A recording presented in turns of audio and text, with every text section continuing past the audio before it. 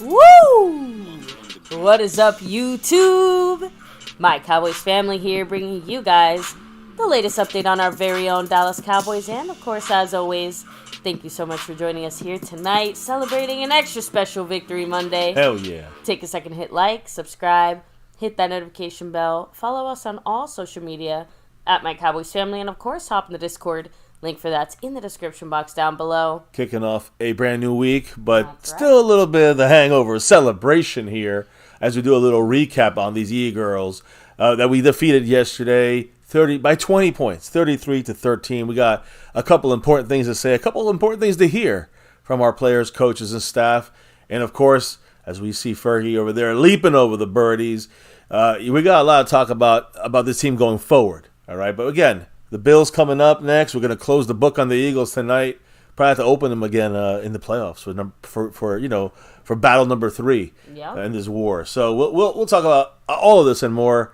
Can't wait, guys. Talk a lot of NFL news, Cowboy news, and what we're doing from here. But first, let's represent those that have been taking over these boards this past 2 weeks. We had a double week last week with great raffles by the Lunatic. But baby, who are the people repping it this week, kicking off a brand new week? You're seeing some names right now, like our sponsor of the week, Jason Renfro. Huge shout out to you, Jason. Appreciate you. And not just the sponsor of the week, he's also the membership gifting king. Yes, the gifting king. One of the best ways to give back to MCF and drop the love for the family members in the chat.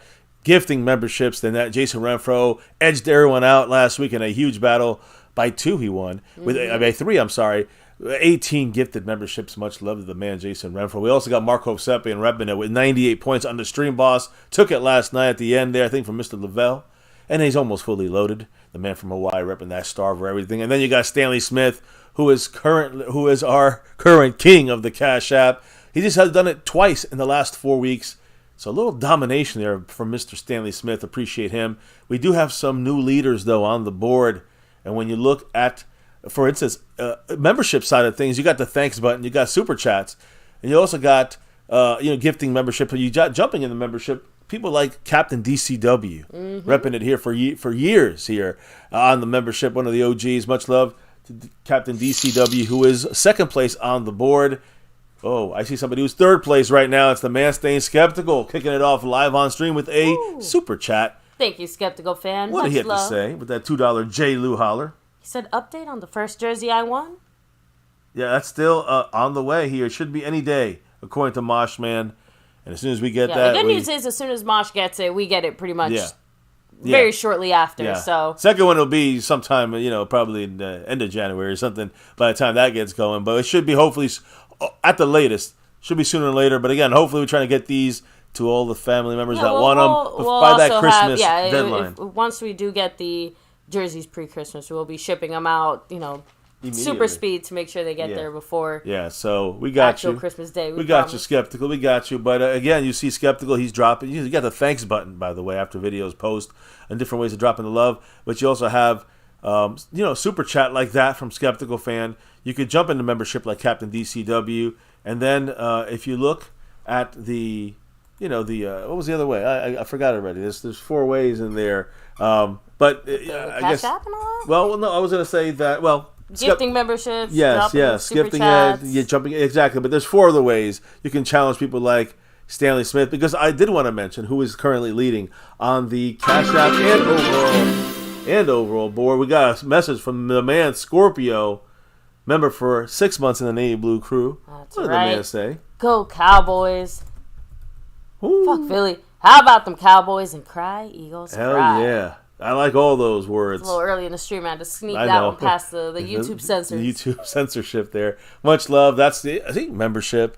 You got it. Had the perks last week. We had some winners that were in the membership. They got that bonus membership raffle that came out. Drop them if you got them, of course. Yes, of course. Show off those emojis. But guys, as I was saying, there's other ways to try to drop the love. I wanted to make a mention. We got a PayPal drop overnight there from IB Thunder. Oh. Who is in first place on the overall board, and as you can see here, the current leader on the Cash App board, believe it or not. IB Thunder, right now, kicking off the week in first place on the overall and the Cash App. So how can they challenge not just the overall board, but through the Cash App, how the ways you can drop the love. Because IB Thunder went with a $10 holler into PayPal and said, "Go Cowboys." There you go. Of course, you have the Cash App money sign, My Cowboys Family, the Venmo at My-Cowboys-Family, the regular PayPal link, and last but not least, that Streamlabs link lets your comment show up on screen just like a super chat. Right. So a lot of different ways. Of course, we got to do the shout-outs to our star level and over everything level members, as we do in the nightly. So, baby, without further ado, who are the star level family members? Thank you very much to Skeptical Fan, Jason Renfro, Lincoln Kane, Mary Alvarez, Andy Potched, Marissa Sparkle, Dwayne Broussard, and The Lunatic. All these star level, and of course, if there's any over everything level members, are there? We have another raffle coming this week, believe it or not, for those level of memberships, guys. If you're in there, you're automatically entered in this monthly jersey raffle. This is December. We got to do this month's raffle. It usually happens middle of the month. It started at the beginning, ended up now in the middle of the month. So, again, sometime probably, we're going to think, what, Sunday? Yeah. Maybe before, during, after the game, we're going to do the star level over everything level membership. So get in those levels of membership if you want to have a chance to win one of these sewn and stitched fantastic jerseys from Cowboys Mosh. We know how we rep them here every single time we're on stream pretty much, and fantastic quality, old school, new school, styles, sizes, all that good stuff. Star level member, over everything level member, you guys are in this raffle coming up for the month this weekend. So stay tuned for that. And let's also stay tuned to who's in the house with us tonight on My Cowboys Family on MCF. So, wife, who's here? Let's do the shout-outs. Shout out to Tornado, Cowboys #1 fan, hello. Yeah. Daniel Berry Sports, much love. Brandon James in the house. Yeah, the Niners still have that first round bye. Yep. And Eric Wallace, what's up? Tom Cook, appreciate that. 28 Alice. Mike Aldana representing. Of course, Scorpio coming through. Dwayne Broussard, the top dog himself. I love those crying emojis. Retro Scotty in the house as well. What's up? I'll be switching to the Buffalo Bills tomorrow. We're still Victory Monday here. That's all right. Griff181, peace and love to you. Shout out to the man C. Bass. Heck yeah, the only undefeated team at home. Hell yeah. For almost 2 years. Skeptical fan, always staying skeptical. What's up, Titan Anderson Sports? Yeah, you're feeling pretty high. That's like 2 touchdowns. 2 touchdowns is like a minute at the end of that game. The last 240 they scored. But what a comeback by the Titans and a big upset there. So, congrats. Hey, maybe the Dolphins are weakening. Right, Darren. We see him in a couple of weeks. What's up, Darius Davis? And by the way, we'll check that out. I promise after the stream, and make sure to drop that beat. We got you. Let me see. We have Asmodeus in the house. What's up? Oh, cool. Much love. Fuego in the house. Thanks for taking the time to come through. Freedom first, I think. Yeah, you were first. Good for you, Freedom. So Tino, yeah, the Eagles definitely shot the bed there. Aztec Aguilar 04, what's up? Hello. And thank you, by the way, 28 Alice with $8 caller. Yeah, dropped through there. I just saw it sneak cool through. In the shade. There it is. Appreciate you, Alice. Much love to the late night crew, the MCF After Dark crew. So appreciate you, Alice. I got you on that board. You're in 4th place currently on the overall board for the week. Bobby Garrett in the house. What's up? So, and I do apologize. I am unfortunately starting to get sick. So, Mr. MCF is definitely pulling a little bit of extra double duty here tonight as we, get into some of the news and post-game commentary and things like that. But you can't shut me up for long. I have a lot of things to say as well. You do. And honestly, this was, everywhere I went today, all I heard was people talking about either the stupid Kansas City situation or, man, did you see those Cowboys? Hell yeah, I did. So it was, an extra pep in my step today at work. So just saying, it's a good feeling to go into work on a Victory Monday, to basically get into any Victory Monday, right? I don't care where I am. You can put me on Mars. I'm still be celebrating that Victory Monday. So, thank you, Mike Aldana. And yeah, it's definitely starting a trend, right? Justin D in the place to be. What's up? Tom Cook, thank you for that Australian dollar holler. Appreciate that. Coming through. And guys, whether it's $1, $100, anything in between, we do appreciate all of it, of course. It's a part of the channel, part of the support for the channel. We put you up on there. That's part of the sponsorship. You guys. We don't have those. We could get those, manscapers, commercials, fuck all that. We're just doing cowboy football and talking everything around it our way. Yeah, our way. Your guys' way, us the way. By the way, those drops right there, Mark Hovsepian down to 93 points on the stream, boss. Mm-hmm. So Hoodlum, what's up? So yeah, and again, some very interesting football things happened yesterday and today as well that do directly impact our Cowboys, right? Especially now that we beat Philly. There's some more NFL adjacent things to discuss and touch on. So, baby, let me hand things off to you, let me take so we over. can touch on some of the NFL happenings that affect us directly or indirectly. Well, AFC. We'll start a little AFC here, and the Chargers quarterback Justin Herbert likely to undergo surgery on Tuesday on his fractured right index finger. Ouch. That basically, if he's gonna have a chance to return at all this season. It's going to be determined by the actual surgery results. So, got to wait to see how that turns out for him. Now, you talked about the Andy Reid, the Kadarius Toney Mahomes situation with the refs.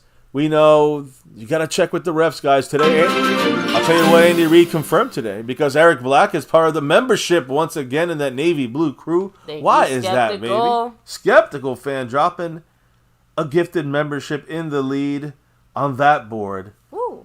Always staying skeptical. Much Appreciate love. you, of course. Yes, and he is officially in second place, I think, here on the board as I take a look. He's third showing. Second on that board. Roberts, Bruce got the toxic juice in the house, Justin D. So technically, Victory Monday ends after the stream. Yeah, after the stream, the book is closed on Victory Monday. It's now Bills Tuesday. Focus time. Oh, another one, baby. Skeptical fan, another one. He's in first place on the overall board, and he's first place on the gifting board with 2. That's safety. What did he say? Oh, I guess I can say who got these? Georgia Peach. Yeah, Georgia Peach. Shout out to you, Georgia Peach. Appreciate you, of course. Much love. Hope you enjoy your gifted membership there, and thank you, Skeptical fan. I'm struggling a little bit here, guys. Sorry about that. But yeah, honestly, like I said, the whole Tony situation was crazy. I do feel really bad for Herbert. You never want to see anybody get injured, but it does feel like this just adds to the crazy insanity of quarterback injuries this season. More than ever, I feel like we've seen a lot of quarterbacks get banged up. But I don't know. I do find it slightly ironic, slightly poetic justice that the Chargers offense has struggled as much as it has this year. Well, I'll leave it there. Kellen Moore time. You know how it is. Kellen Moore on, as some of us would. Yeah, I'm not trying to wish anybody badly. Just saying that when things go the way that you expected them to go, well, again, you can't help the injury part, of course. No. But we've had Dak break his thumb, and you see our offense be controlled by McCarthy last year. But yeah, when it comes to Justin Herbert, they got issues. Just trying to stay alive for the playoffs on this thing. I doubt they're going to make it. Andy Reid said today, and we didn't get into it yet, but Kadarius Toney. That whole penalty, he was over the line of scrimmage checking with the refs. We said it. You have to check with the refs. Andy Reid said that even though in the video it showed that people saw it looks like he looks at the ref and kind of puts his arm up, he could still have been one of the guys at a certain part, and they usually reset themselves. He was not really checking. Andy Reid said Kadarius Toney did not check with the down judge, Mike Carr, to ensure that he lined up in the correct spot before committing the offside penalty. So even Andy Reid looking at the film saying, no, this is on Kadarius Toney. He did not do the right thing there. He did not alert the correct judge or get the set that he was okay where he was. And it was, and again, without having seen it and just going through it very quickly, I can understand why in the heat of the moment maybe they felt a certain type of way. But guys, you don't need how many screenshots, videos, multiple camera angles do you need to see that Kadarius Toney was basically playing on the defense? Well, he was on the line, no doubt. He was where the football is. You cannot be on that football like that with your foot crossing over the football in any way if you're an offense. So you can be on that line, you can be behind it, but you cannot be over it. Kadarius Toney got to know that stuff. I also feel like this is a huge amount of damage control because I've been hearing some rumblings. It's one thing to get pissed, it's one thing to say something or whatever. But some people are saying that Patrick Mahomes and Andy Reid crossed the line when it came to criticizing the refereeing officials. That there is, well, I hope it's not coming from actual not even from the fans. Cowboy fans, because Cowboy fans criticize them more than anything. Nope. And again, it's one thing for us as fans; we can say whatever we want, but there actually are unspoken and actually spoken rules. Yeah. You can't actually talk shit about the refs and the officials. So I'm just saying that, I feel like this is a bit of damage control to maybe avoid some of the possible punishments that could result from that. Just throwing that out there. Very well could be. I mean, that's no doubt. But yeah, not a great look for Patrick Mahomes, who has been favored by referees for the last handful of years. He's been NFL's golden child now. He's got to take some adversity. He's losing it. I know somebody that can take it, and that's Dak Prescott. He's taken it for 8 years, and he's overcoming it. Hey, Lavelle in the house, and the silver level dominator over there. Mr. Lavelle dropping that $10 holler with the super chat. Puts him into third place on the overall board.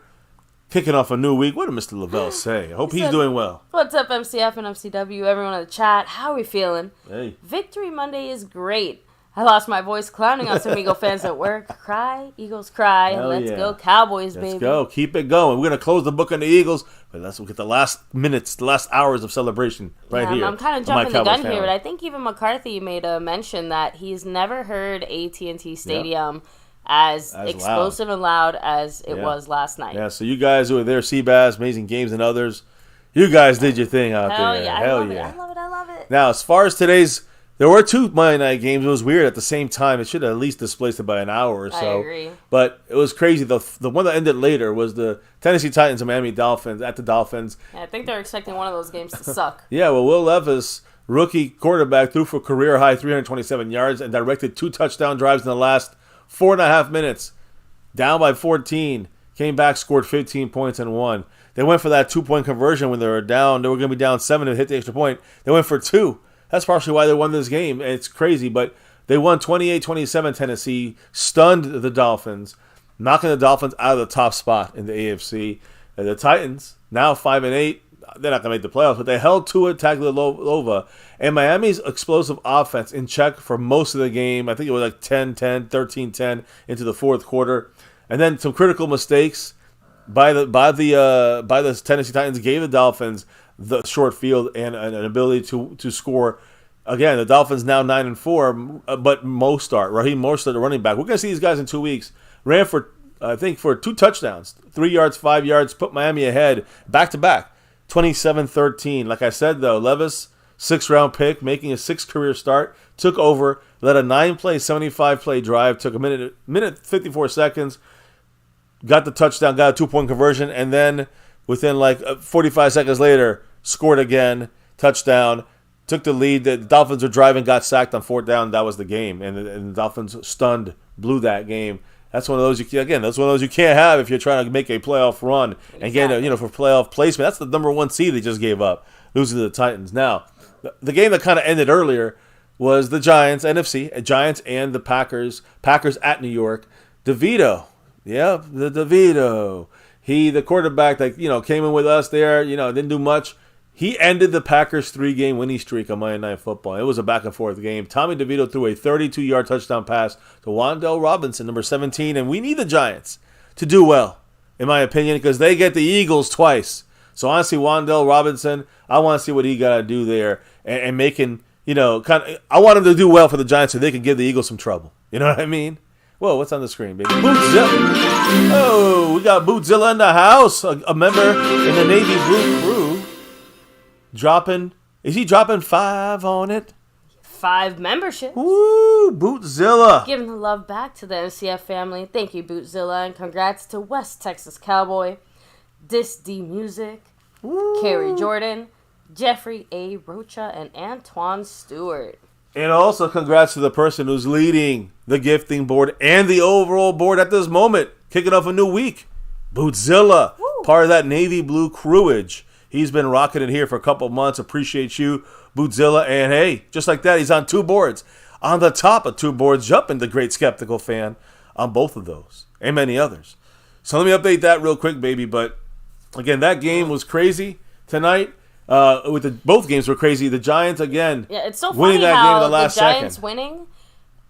I mean, not to say that they're doing us a solid or helping us out, but man, is there anything better than the Giants screwing themselves out of a better draft pick? That's a good point too. And also maybe having a chance to, do a little something here to these Eagles, because as we know, these division games, I mean, you never know which way that's going to go. And we've seen some very crazy upsets, and now it's not feeling so much like a crazy upset, is it? And I'm still going to remind everybody that the first time the Eagles played the Commanders, right, that was a much closer game. Yeah. And that was back when the Eagles were the best team in the NFL. Now things are switching up a little bit now. I'm just saying, like, this win by the Giants actually made me sit there and go, like, damn, maybe they can do something against the Eagles. And again, we can't count on other teams to go out there and do our dirty work for us. But still feels good, and even if it's just on the draft situation, I like seeing the Giants screw themselves out of a better draft. Self-harm. Yes, I agree, but like you said, like I said, the big important thing is that the Giants showing some new life in some ways. They're playing for pride. Yeah, they may be playing even sneak in the playoffs. My point is, let them try to upset the Eagles. They got 2 chances. Washington's got 1 chance. Yep. Seattle's got a chance. Hey, that's all I'm saying. Other than that, I don't know. Can we win our 4 games that are left? That's the real key. Because the Dolphins, they didn't look that great today. Buffalo, they looked all right. Yesterday, I don't think they're overall that great. The Lions, they look all right. We look better than all these teams, in my opinion. Anyways, so this game here, by the way, again, much love to Bootzilla. I love the name. Who, by the way, with those 5 get the memberships, first place on the overall board and is winning right now 5-2 against Skeptical Fan on the gifting membership board. Much love to Bootzilla and everybody else in the house. DeVito with the Giants is rolling. Ended the pack. I think they got a 3-game winning streak, the Giants, but they ended the Packers' 3-game winning streak. DeVito again set up with Wan'Dale Robinson, guys, number 17. To watch for him to make some moves at the end of the season. Randy Bullock kicked a 37-yard field goal as time expired. The Giants beat Green Bay 24-22 Monday Night Football, hand the Packers their first December loss since Matt LaFleur took over as the coach there, head coach in 2019. Again, the Giants had the game won. Saquon Barkley was just going to roll, just taking a knee almost, and he fumbled the ball. The Packers picked it up, and that's why they were able to drive down the field and tie the game. Jordan Love threw a 6-yard touchdown pass to Malik Heath with 1:33 in the game to go. 2-point conversion failed, which is why the game ended with a 2-point win for the Giants. But the go-ahead drive by Green Bay was set up by a Barkley fumble, an ugly-looking fumble in the sense that he was just trying to take the knee and he fumbled the ball. The Giants went 57 yards down the field after that in that 1:33. DeVito rushed for 71 yards in his 3rd straight win for the Giants, who are now 5-8, and got them down there to set up that game-winning field goal. So congrats to the Giants. I really don't care. Just look good and make sure you try to beat those Eagles a couple of times. How about that? When it comes to the playoffs, and I'm going to throw up here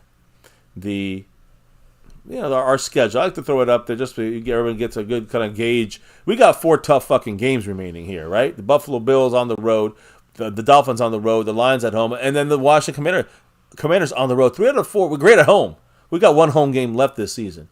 So when you look at tiebreakers, these will change when you look at the top of the NFC. But if the playoffs started right now, the Niners would get the bye with the 1st seed. We'd have the other home. If we go to the 2nd round, we'd have the other home game in the 2nd round there in the divisional game. As the 2nd seed, we'd be hosting the Packers or the Giants right now. The Lions would be 3rd. The Bucks would be 4th. The Eagles. I'm saying if the Giants sneak in there. I'm just saying. I'm saying the Packers right now, they lost to the Giants. So whoever's below them, a bunch of 6-win teams could sneak into that Packers spot there. But the point is, we'd be 2nd seed behind the Niners. The Lions would be 3rd. The Bucks would be 4th. The Bucks would play at home against the Eagles. The Lions would be home against the Vikings right now at this moment. And right now, before the game tonight, the Packers would have been in Dallas. I'll take any of those games. In Dallas, we got this. The 2nd round would then be the Niners and Cowboys as the home teams playing the worst of the winners there. The Niners would get the worst of the remaining seeds. But it would be Green Bay at Dallas or whoever. Minnesota would be at Dallas or the Giants. Whoever their team gets in that 7th seed would be at the Cowboys if the playoffs start right now. But again, the tiebreakers belong to Philadelphia, guys. If both teams win out, the Eagles win the tiebreaker. We're the 5th seed playing at the Bucks or at the Saints or at the Falcons. So for the Cowboys to end up as NFC East champs and get that 2nd seed, we'd have to have another Eagles loss, and we'd have to win out. All right, every loss we have, they have to win another 2. They have to lose another 2. So we lose 1, they got to lose 2. It's just you don't want to go down that thing with 4 games left. We already knew winning out was the baseline. Like any scenario where we don't win out, there's no, second. This is 5th place for us. That's it on the seeding. Cowboys have the division lead based on strength of schedule, 4-1, we're 4 wins, 1 loss in the NFC East, and the Eagles are 3-1, but they have to play the rest of their NFC East games. If both teams went out, they'll both be 5-1 in the East, and then it goes from there to like strength of schedule, tiebreakers. Beyond that point would give the edge to Philadelphia at this moment. So the Cowboys got to keep winning, and we're not going to dive into the Buffalo game yet. But since that's the next game, let me just give you a quick little first glance at what we're going to be seeing, what the way the people expect of this game between the Cowboys and Bills. But first, the man A. Lavelle moving on up this board into 2nd place, 3rd place. I think 3rd place on the overall here.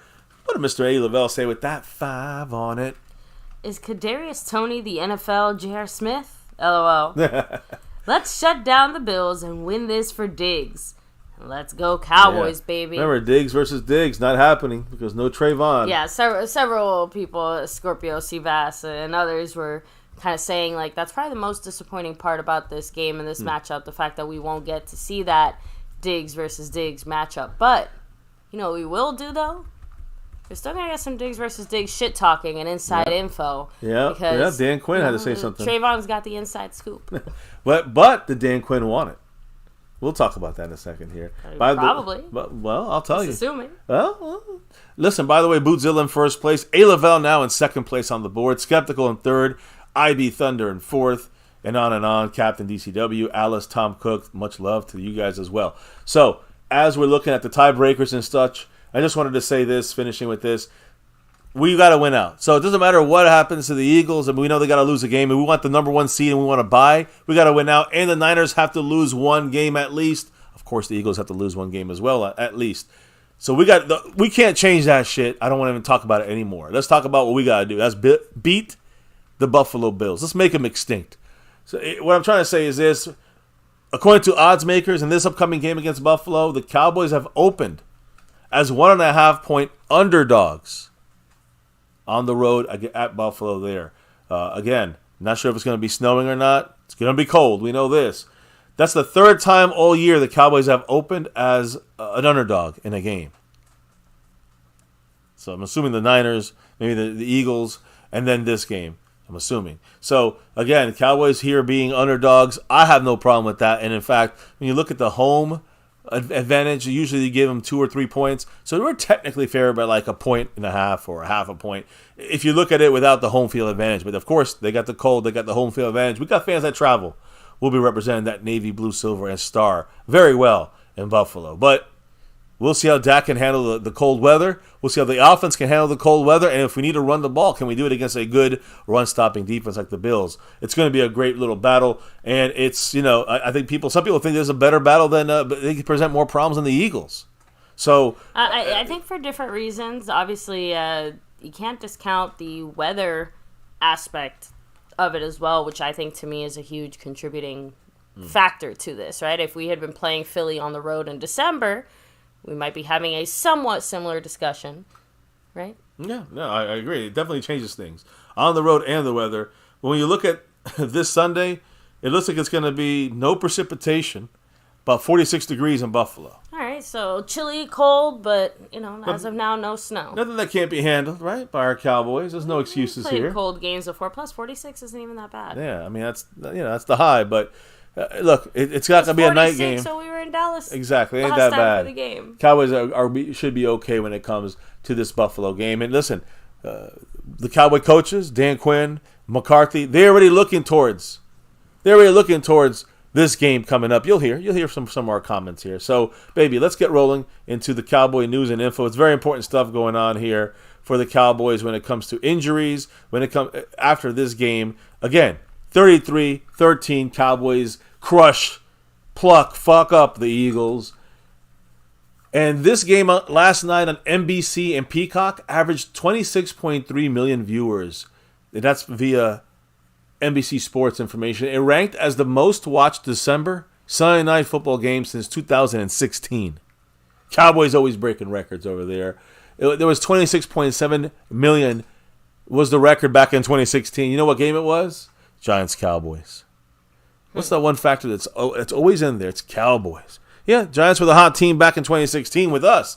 That's the game everyone watched. The Eagles are the hot team with us. Well, they were the hot team. We're the hot team. So again, they're just a hot pile of shit. What the Eagles are. Viewership in this game yesterday, Eagles and Cowboys peaked at 29.9 million, just a cunt hair away from 30 million. The defense, our defense. I just want to say this. We're going to probably talk a little bit about it at the end. When I talk more about the defense, but our defense did not allow a touchdown. Cowboys are now 10-3 officially, third year of.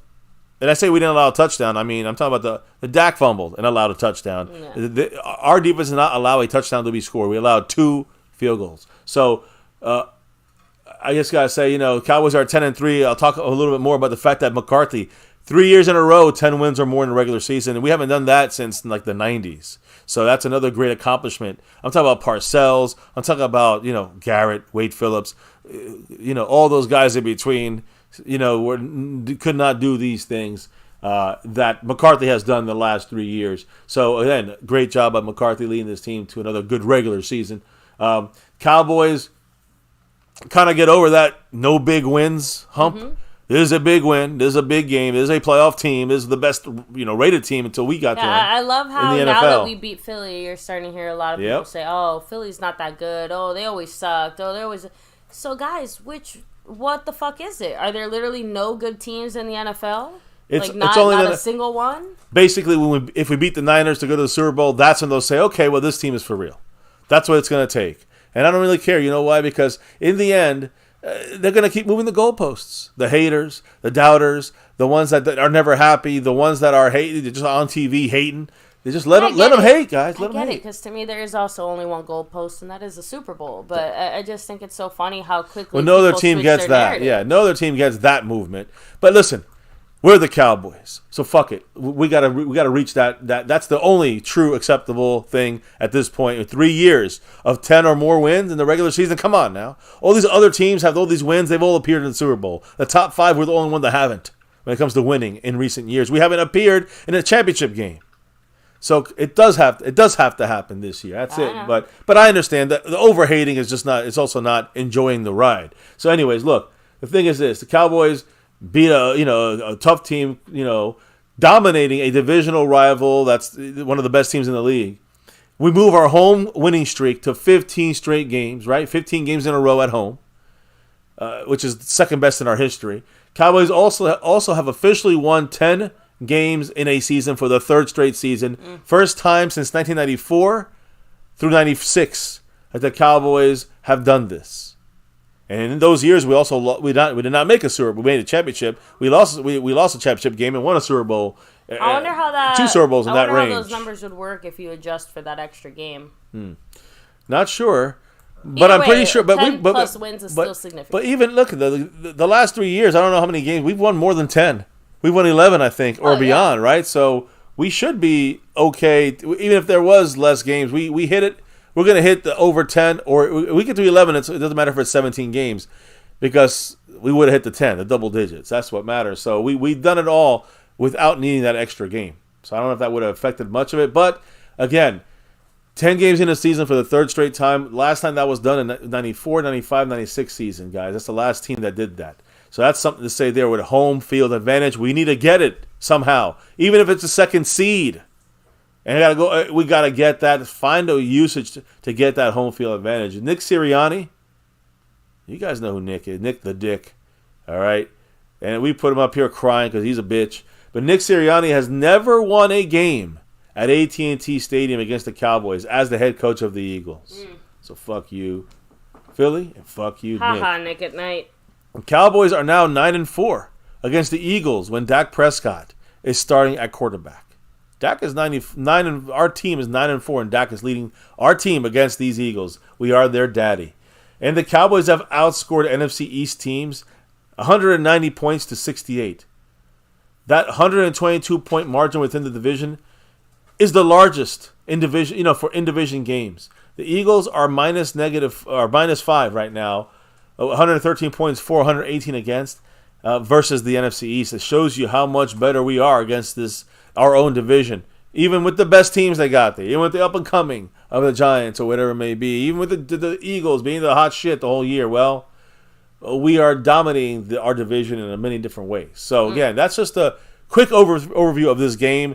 Let's move to injuries, because that to me is one of the more important things here. Now, when it comes to J-Ron Curse has told people he's fine. We'll see how the injury report looks during the week, starting Wednesday, but moving around okay after the game. Good news for J-Ron Curse, who kind of came off the field, kind of looked at the leg injury. He looked a little dazed. Towards the end of the game, we saw him get banged up and hurt. We weren't really sure what the injury was 100%. Yeah, but he looked a little dazed. You can see him checking his leg, and then it looks like it is, a leg injury. He's moving around all right. He looks like he's going to be okay. What about the big man? And that's the big piece. It's scary to me if we lose him for too long, and that's Jonathan Hankins, number 95. He's the guy that really helps us stop the run a lot easier with his ability to take on double teams and let the linebackers and other defensive linemen do the job of stopping the run. Jonathan Hankins, of course, left the game eventually on a cart, and then never came back. Were ruled out as of yesterday, when he was heading into the locker room. He didn't have anything on his ankle, no wrap. He didn't have a pronounced limp. He's a little gimpy, but he wasn't like really limping around too much.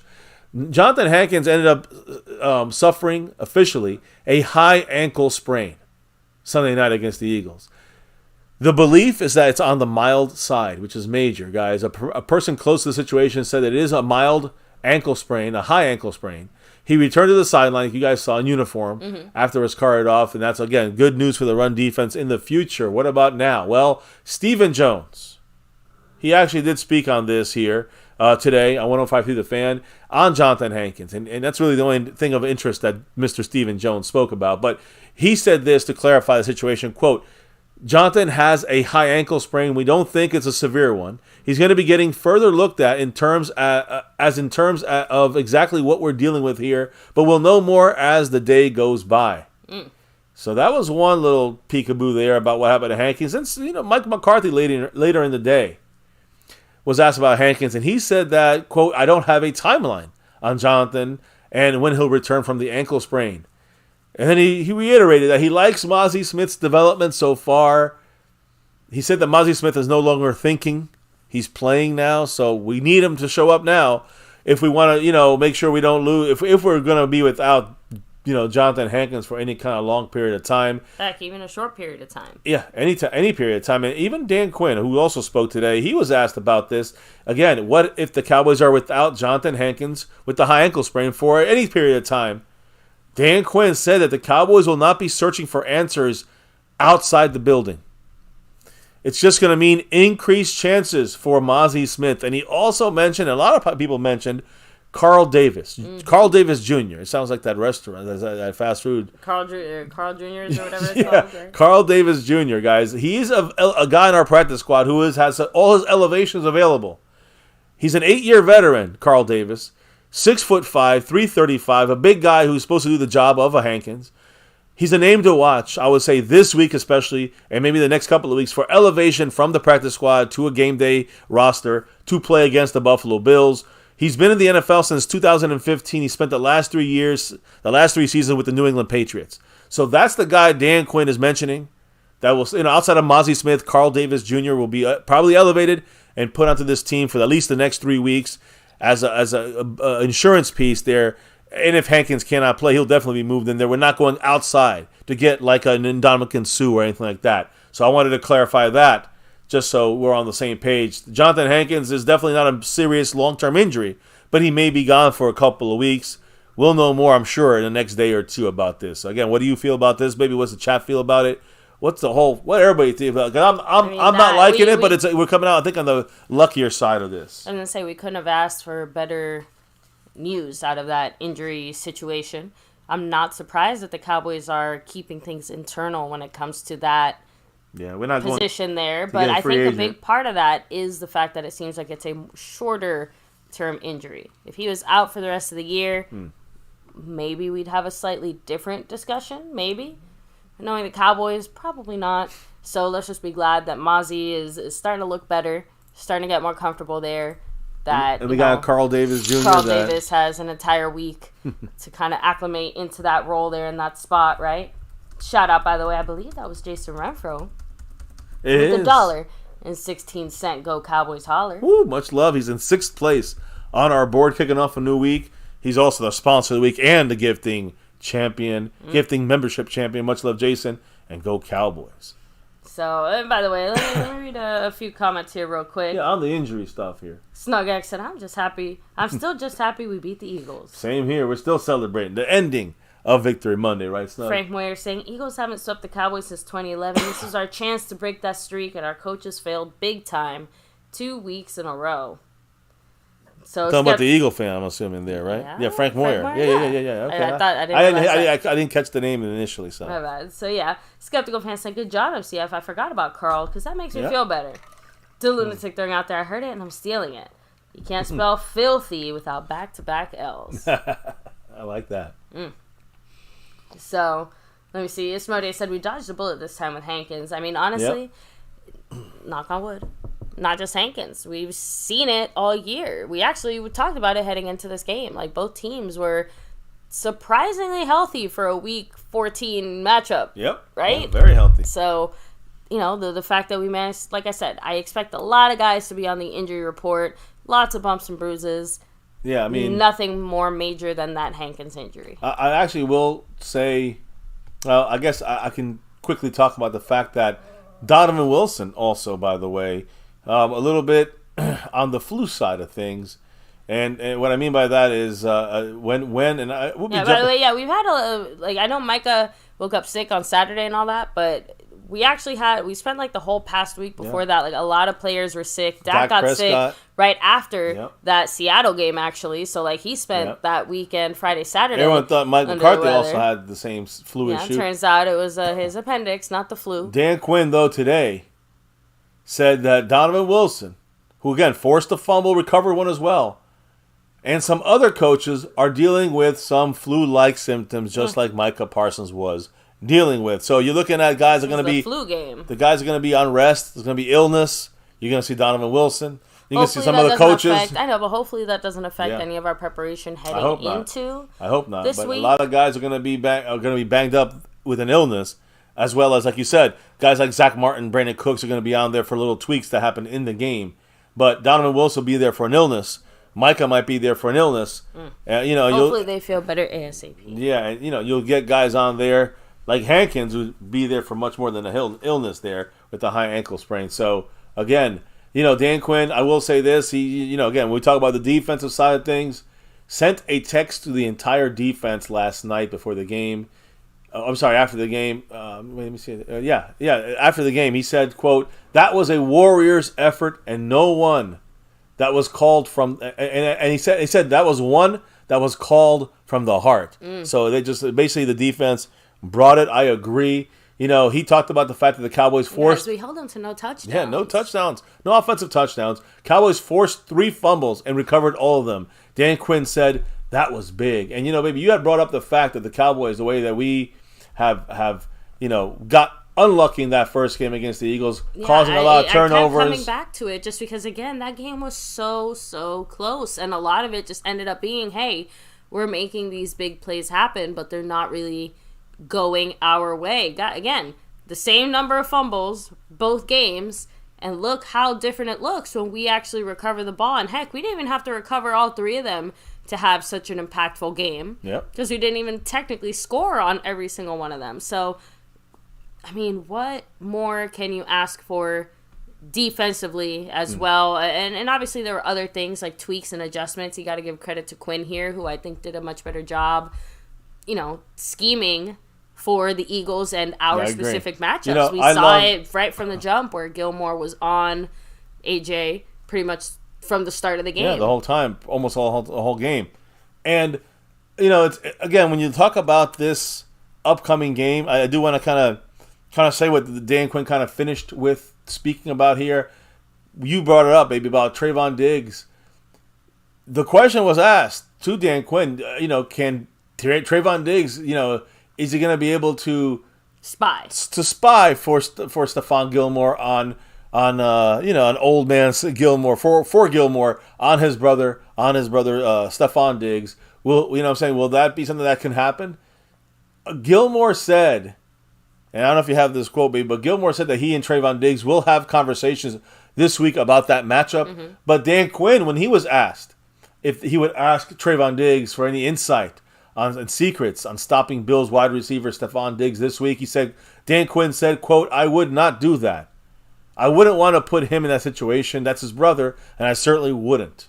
So again, he says he's planning not to ask Trayvon Diggs for insider information of his brother Stephon Diggs. His brother is not going to put him in that position. He added that, quote, "sometimes the inside info storyline can be overblown." So again, just giving you the what Dan Quinn is letting everyone else know. Yeah, it's not like Trayvon's going to sneak into Stephon's house and steal the playbook. No, but I think what Trayvon, obviously more than anybody, probably knows a lot of his the tendencies that Stephon has, or maybe some of his bad habits, or like, hey, if you do this, he's going to do that. So honestly, it would have gone the other way too. Stephon would have been there saying, hey, by the way, when Trayvon wiggles his nose, that means he's going left. Like, whatever it is. What obviously, are his tells? Yeah. Like I said, so will it have an actual impact? No.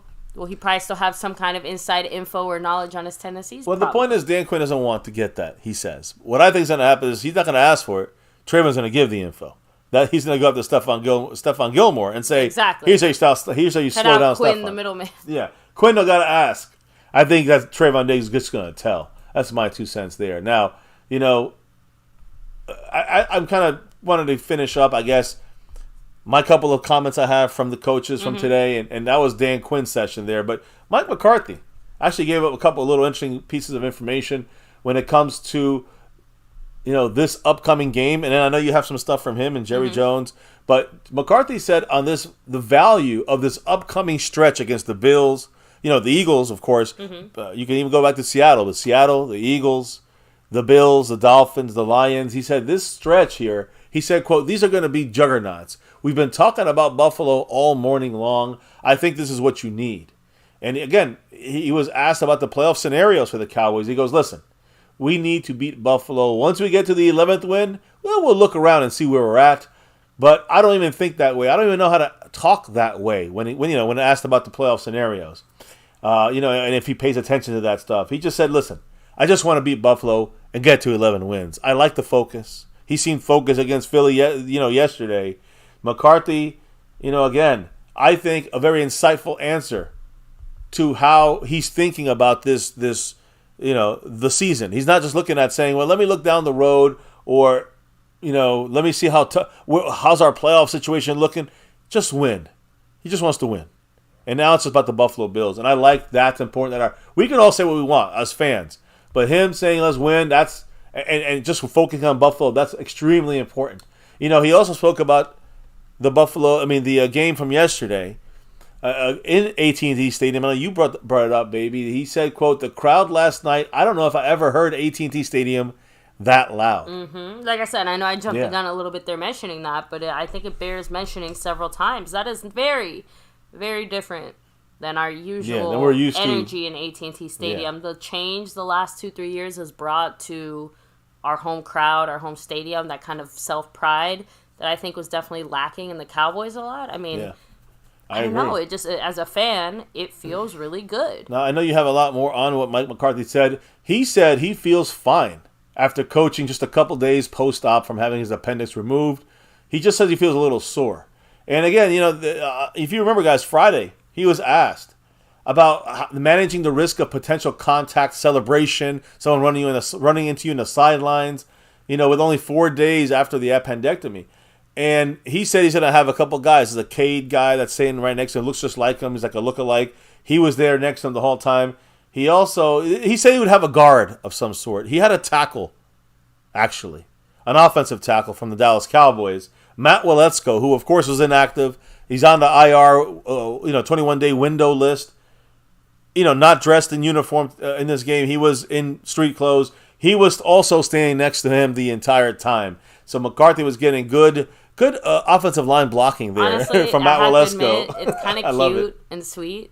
Like it gives, protect our coach. Like, I don't know. It's just something about it. I actually, I don't know. It gives me a bit of the warm and fuzzies. I'm not going to lie. Well, McCarthy, he pulled all the stops. He did everything he needed to do in this game. Prepped the team right after appendectomy and all.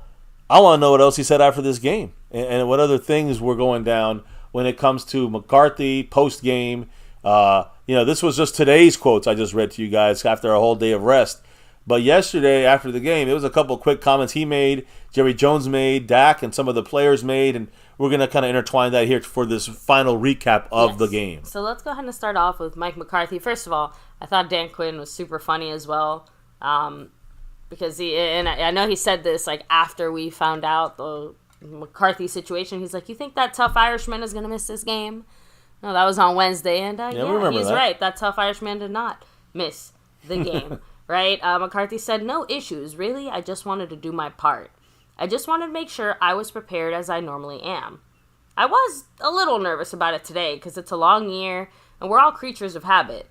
You know, you go through these normal 7-day weeks and then when you miss time, but I was able to make it up, and frankly, I think the best part about it is I was able to get more sleep than I normally do." So he got rest, forced rest. Kind of focused him a little bit. I feel like if I know McCarthy well, he was probably dreaming about the Eagles while under sedation. I'm guessing also, and we probably hear Mike McCarthy on our show once in a while come on here, probably was also dreaming about Big Macs. But anyway. And by the way, we did get official confirmation that Quinn, Schottenheimer, and Bones all conducted practice and team meetings in McCarthy's absence. So it was literally a team effort. It wasn't, because you'd think under these circumstances that maybe Quinn would take like more of a full, clear leadership type role. Nope. It was all Hydra has divvied 3 up. heads. Yeah. McCarthy added in there, "Coaches did a great job. We didn't miss a beat, and I think we demonstrated that tonight." Obviously, this was post-game commentary. And obviously heading into this week, even Dak kind of jokingly, slightly not jokingly, poked fun at McCarthy, saying like, "Hey, how tough are you, coach? Are you actually going to be out there?" And McCarthy, I don't want to say he took it personally, but he definitely was like, "All right, bet." Anyway, adding in there too, he said, "It's definitely an important victory. These division games are so difficult. They always have been regardless of the year. We understand when you get to double digits, 10 wins, 11 wins, it really gives you a clearer picture of what you need to get done. They've been playing great ball all year. So, we felt like we had the opportunity in Philadelphia. So we needed to get this game, and more importantly, I just wanted to see us take a step as a football team." Great to see that, right? Great to see the Cowboys kind of knowing what we had to do and then do it. Back up what they're saying. Yeah, McCarthy's definitely kind of one saying small step forward, but one giant leap for the Dallas Cowboys. And the final post-game commentary by McCarthy said, "It's about winning. It's always about winning. But, you've got to improve. You have to improve down the stretch here. You want to be playing your best football in December, and I think we got off to a great start tonight." Agreed. I mean, guys. Agreed. And this is what we mean by we are looking better and different than these other teams. We are playing some of our best football as the weeks have gone on. We've progressively looked and gotten better, whereas other teams have maybe gone a little more up and down, a little more sideways, maybe more or less maintained or stayed the same. Sometimes, yeah. As well. Yeah. So, yeah, but we've definitely trajectory is going up for us. So honestly, love it. So great to see it. McCarthy's healthy and back and coaching well from the sidelines. Now, I know, did we have Jerry Jones have any kind of comments from him, since he is he was actually he'll speak when we win. Yeah. Usually Jerry says his 2 cents when the Cowboys look good out there. What did he have to say, baby? Well, Jerry Jones said that his personal biggest career disappointment is not winning a Super Bowl with Romo. He said that he'd be equally disappointed if he's not able to get to that with Dak. Well, again, specifically because for Dak-related reasons here, obviously adding in their quote, "Dak is a player who's qualified in every way to have a Super Bowl in his career." There you go. So he deserves one, like Romo deserved one. I get it. Well, you got to earn it, though. Yeah, I was gonna say you gotta earn it. So, and I know officiating. I know Frank Moyer is feeling some type of way about the refs in this game. I know we're all feeling some type of way about the refs in general. Well, we always have an issue with the refs, but they definitely missed some. Even Jerry and gently called out some of the officiating, because guys, we all remember that one. I joked about it, but we all saw it. That one holding penalty against Micah that wasn't called. That was so blatantly obvious. You literally see him like physically rebound from the strength of the hold as he tries to like keep pushing forward. It literally looked like you snapped the freaking he bounced back rubber band. So Jerry said this as far as the officials not calling more penalties, when Micah's being held, saying it's unbelievable. They can call all those penalties and not call those holdings. Threw a lot of flags, but they missed the ones on our... Micah made a little comment on Twitter about that. I'll get to later when we get to the Micah portion here. But yeah. So, also, this is just a kind of a funny Jerry moment. Jerry was asked in his post-game interview about talking with Texas Lieutenant Governor Dan Patrick before the game, and he was confused. He's like, Dan Patrick did what play?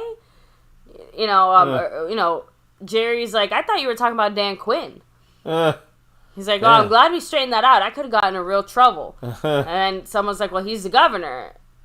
And then they're like, well, he's not the governor. And Jerry's like, well, we'll just call him that.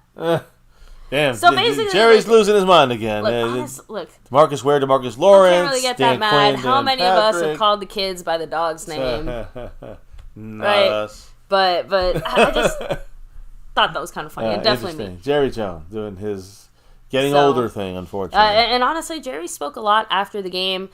But really, those are the main points and the highlights there.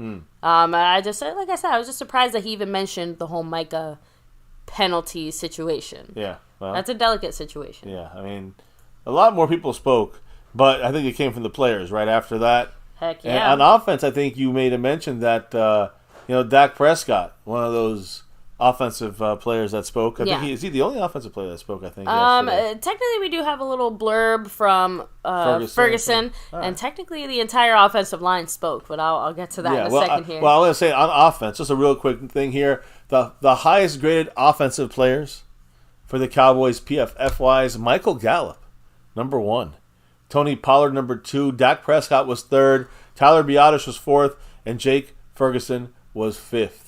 So just a quick outlook on how things look when it comes to the analytic version things of our offense. I'll break down some more stuff on Dak and on these guys, but I want to hear what Dak had to say first, baby. So you bring it up here. Let me know. So Dak Prescott, by the way, fully acknowledging the importance of this win. Quote, it was big. We needed that. Let's not sugarcoat it.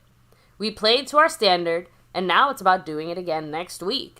And by the way, as he was kind of giving that post-game commentary, fans were screaming and shouting in the background. MVP! Yep. MVP!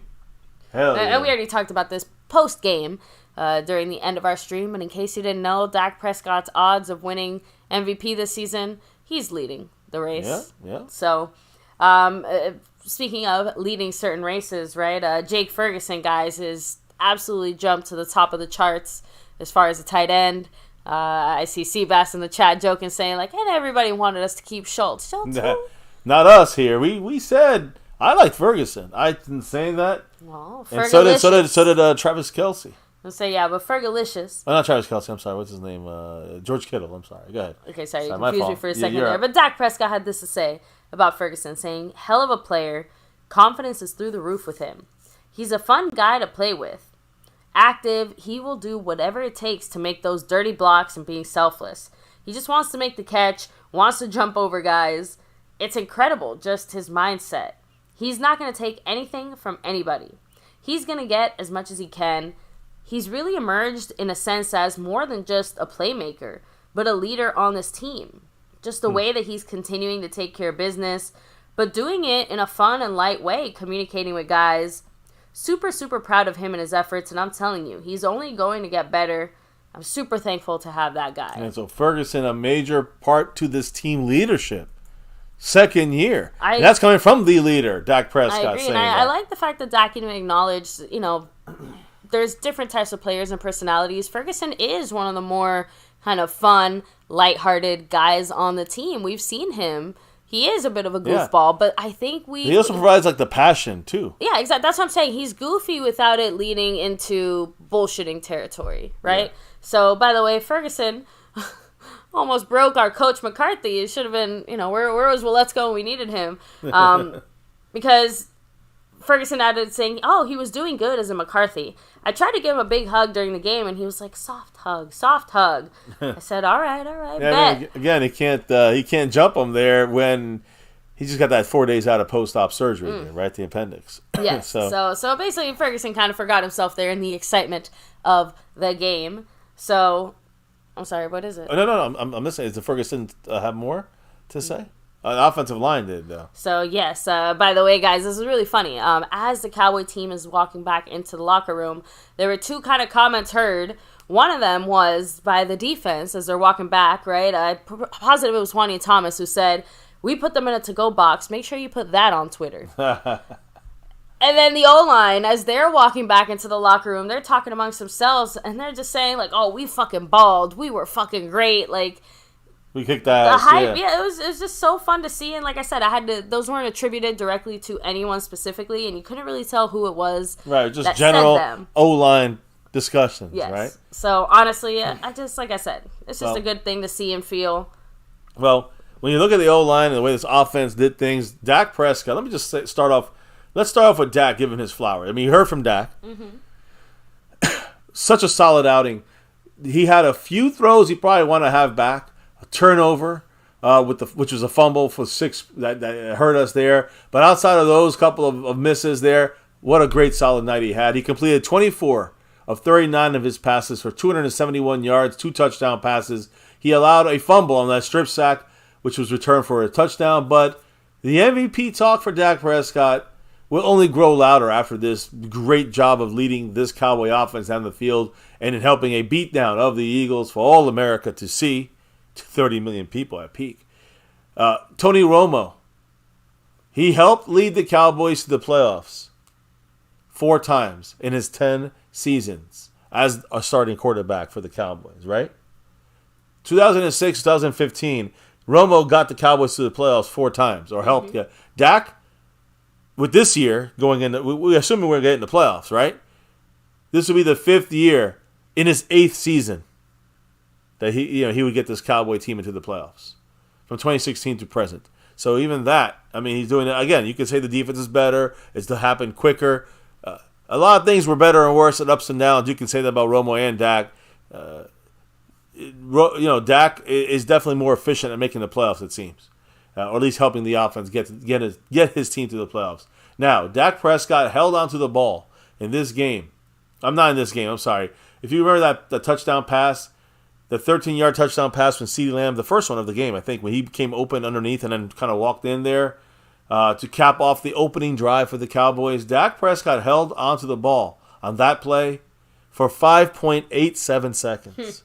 That's almost 6 seconds, guys. That's like, you should have it for like no more than 2.5 seconds. It's 6 seconds almost there. Dak Prescott leads the NFL in yards per attempt. He's getting 13.4 yards per attempt. And success rate, almost 40%, 39.7% success rate when he has an extended drop back, which is 4 seconds or more this year. This is what I've been saying. I know you said about his runs, but I'm looking at his ability to make the play last longer. I was just about to say, that's definitely been one of the bigger points that you have brought up when we've talked about Dak and his mobility. So when he's mobile and feels the pocket, rolls out and extends it to 4, 5, almost 6 seconds. I'm not saying it's great every time to do that, but when it happens, he leads the NFL with most yards when he passes in those situations. Over 13 yards average. 40% success rate, meaning the ball goes farther than, you're completing it farther than you should at that point. And again, that's for the entire season, not just the Eagle game. So again, to me, that's just another example. When you're looking at this 5.87 seconds, we got a touchdown on that 13-yard touchdown pass to CeeDee Lamb. But Dak extending the play, not because that's the play call, or because Dak is taken over, gets out the pocket, extends the play, waits for his guys to get open, knows where they're going to be at, matched up in the minds on the same page. CeeDee Lamb and others, boom, touchdown Cowboys. Dak Prescott made that happen. The Mike McCarthy plays and the routes run and the blocking, all that helped. But who made that play happen? That was Dak Prescott. And he's done it multiple times against good and bad teams this season after that Week 6 game against the Chargers into the bye. Now, other plays you want to go back and listen to, talk about Michael Gallup being on the top of the, when you look at the PFF numbers, Michael Gallup for this game was number 1. He didn't have much, but he did have an unbelievable catch. And that was a pass, I think, even though the catch was unbelievable, man, Dak's throw was just as unbelievable. Let's be honest, guys. That was a 39-yard completion. Dak stood in the pocket, took a hit to the fucking chest while he was getting rammed, while he was getting slammed. He still was throwing the ball, and he fucking picture perfect throw right into Michael Gallup's tippy hands, his fingertips, and completed that 39-yard catch there to Michael Gallup, which, by the way, it only had a 17.3% completion probability based on Dak getting hit and where the ball, hit Gallup's fingertips. This was Dak's most improbable completion of the entire season. Air distance, 51.4 yards. The quarterback separation for his target, 0.3 yards. We're talking about a foot of separation from Michael Gallup against his defender. That's the least separation from a quarterback on a deep completion since week 3 of 2019 in the NFL. That's how great of a pass. That, to me, one of the best plays of the year. Dak taking the shot, making the throw, the catch by Gallup, keeping his feet in bounds. What a fucking play. With the separation, with the hit on Dak, with the room he had to make that pass, nobody, not Joe Montana, could have made a better pass than that one. My goodness. Dak Prescott threw into a tight window this game on a season high 30.8%, almost 31, almost 1 every 3 plays, tight window throws. Okay, he had 99 yards in these tight window throws against the Eagles on Sunday Night Football. That is the most tight window passing yards by a quarterback in any game this season. So Dak is sliding the ball there into tight windows, a third of the game almost. And that 99 yards is the most by any quarterback with tight window throws. Just domination by Dak. That's why he's in the MVP favorite right now. That's why he is the MVP favorite after entering Week 15. Dak is 160 to 1 odds. Brock Purdy 200 to 1 odds. Lamar Jackson 550 to 1 odds. Jalen Hurts dropped to 4th, 650 to 1 odds. I don't even see Mahomes. Well, I'm sure he's 5th now. Tua is 1,000 to 1 before tonight's game. So Dak's on top of everyone on this list. And that Michael Gallup play, which was fantastic. Gallup is getting one of the game balls from Mike McCarthy in the blowout victory against the Eagles. That 39-yard catch and that great pass by Dak, but that catch that helped seal the victory there in that fourth quarter. It was a 3rd and 6, 3rd and 9, something like that, and we went deep. Dak with a great pass, Gallup with a crazy catch. Insane. The Cowboys receiving against the Eagles this game, right? Through Dak throwing the ball. CeeDee Lamb, 10 targets, 6 catches, 71 yards, and a touchdown. Ferguson, 8 targets, 5 catches, 72 yards. He was our leading receiver, Ferguson, yardage-wise. Gallup had 5 targets for 3 catches, but he had the 48 yards, that big 39-yarder. Of course, also had a touchdown on a slant. Brandon Cooks, 5 targets the same, 2 catches, 37 yards, but he had some big catches in this game. Pollard out of the backfield, 8 targets to Pollard this game, 7 catches. A lot of catches. I mean, he was our leading receiver as far as catches. Tony Pollard, who had to do a little extra work there for Rico for a couple plays there.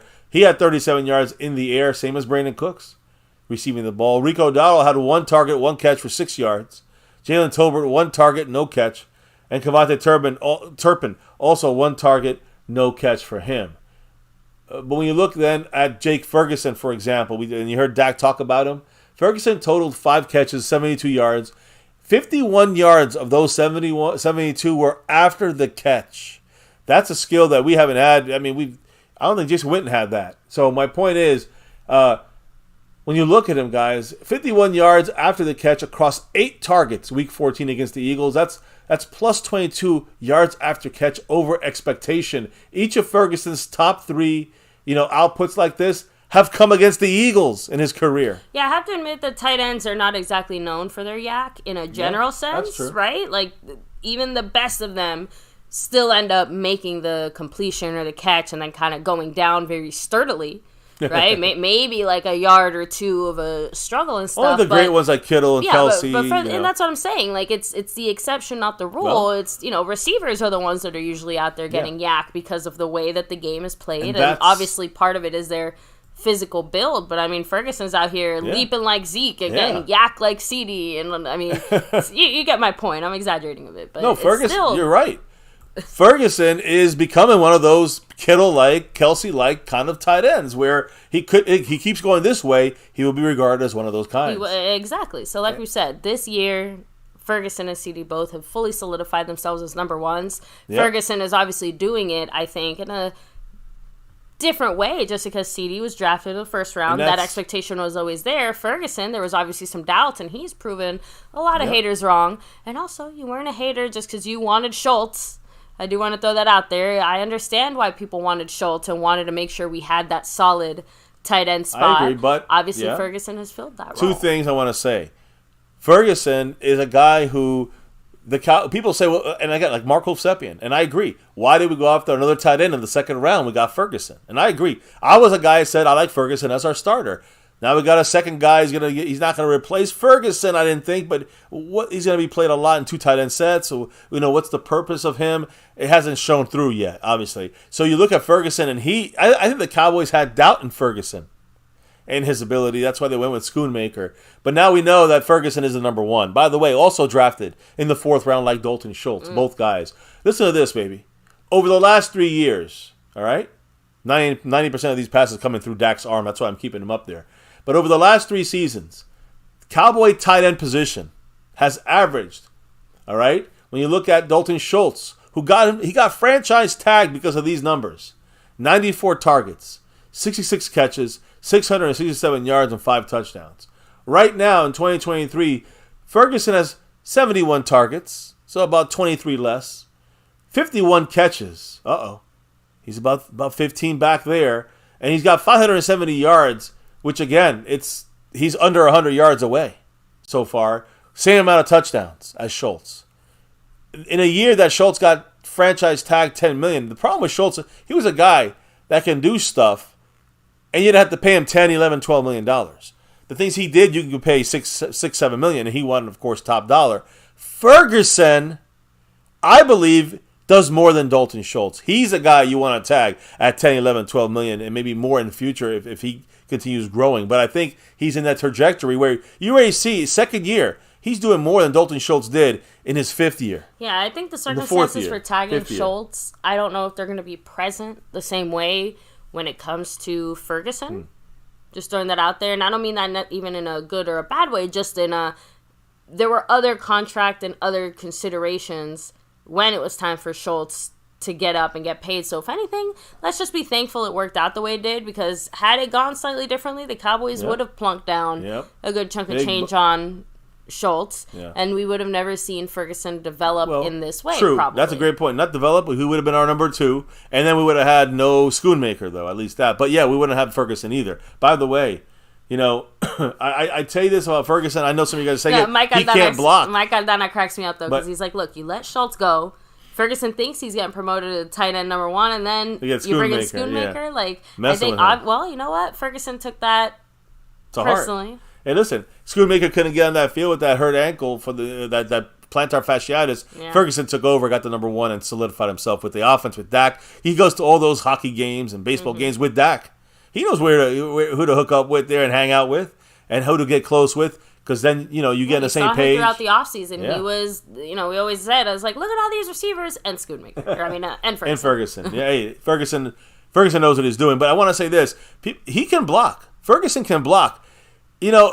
Schultz could block too, but I'm just saying this. Schultz is weird because he kind of blocked better in the first 2 years than was a better receiver and lost some of the blocking abilities and was never really consistent in the blocking side as often as the expectation was through Linda Wells.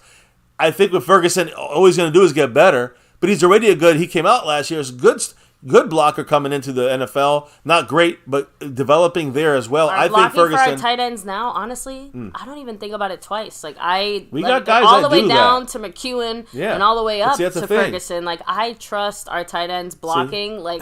I agree. I would trust them to block for my newborn child. And I agree, but Schoonmaker is the main guy that will block. You want a good blocking tight end, get Schoonmaker in there and he'll help out. But you want the actual guys that can be athletic and move down the field and get you some yak. That tight end is Jake Ferguson. Hendershot's a little more like that as well. We didn't really use him. We used him some motion plays this game, but we didn't use him at all, target him at all. So Hendershot's kind of like the McEwen. McEwen more of a blocker. Hendershot's more of a receiver. So McEwen right now, though, IR for 4 weeks.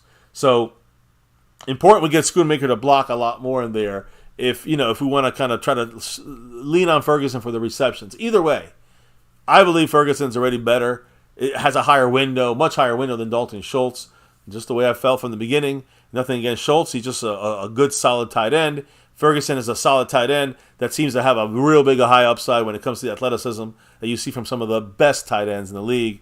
Darren Waller and Kelsey and these guys, Kittles, these guys that can groove down the field after making the catch. That's a Ferguson-type situation. So we'll see. Long way to go, but that's his direction. Ferguson, if he gets 9 more catches this year, and I think he'll get 9 more catches, he'll be the 5th tight end in Cowboy history to have at least 60 receptions in a regular season. And remember, it was Witten was the only one, it looked like. And then we had Schultz do it a couple times in a row.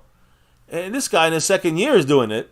He's going to hit it. He's going to get 9 catches, knock on wood, he stays healthy. He's going to get 9 catches in 2 games here, and he'll be over that 60 reception mark for a tight end.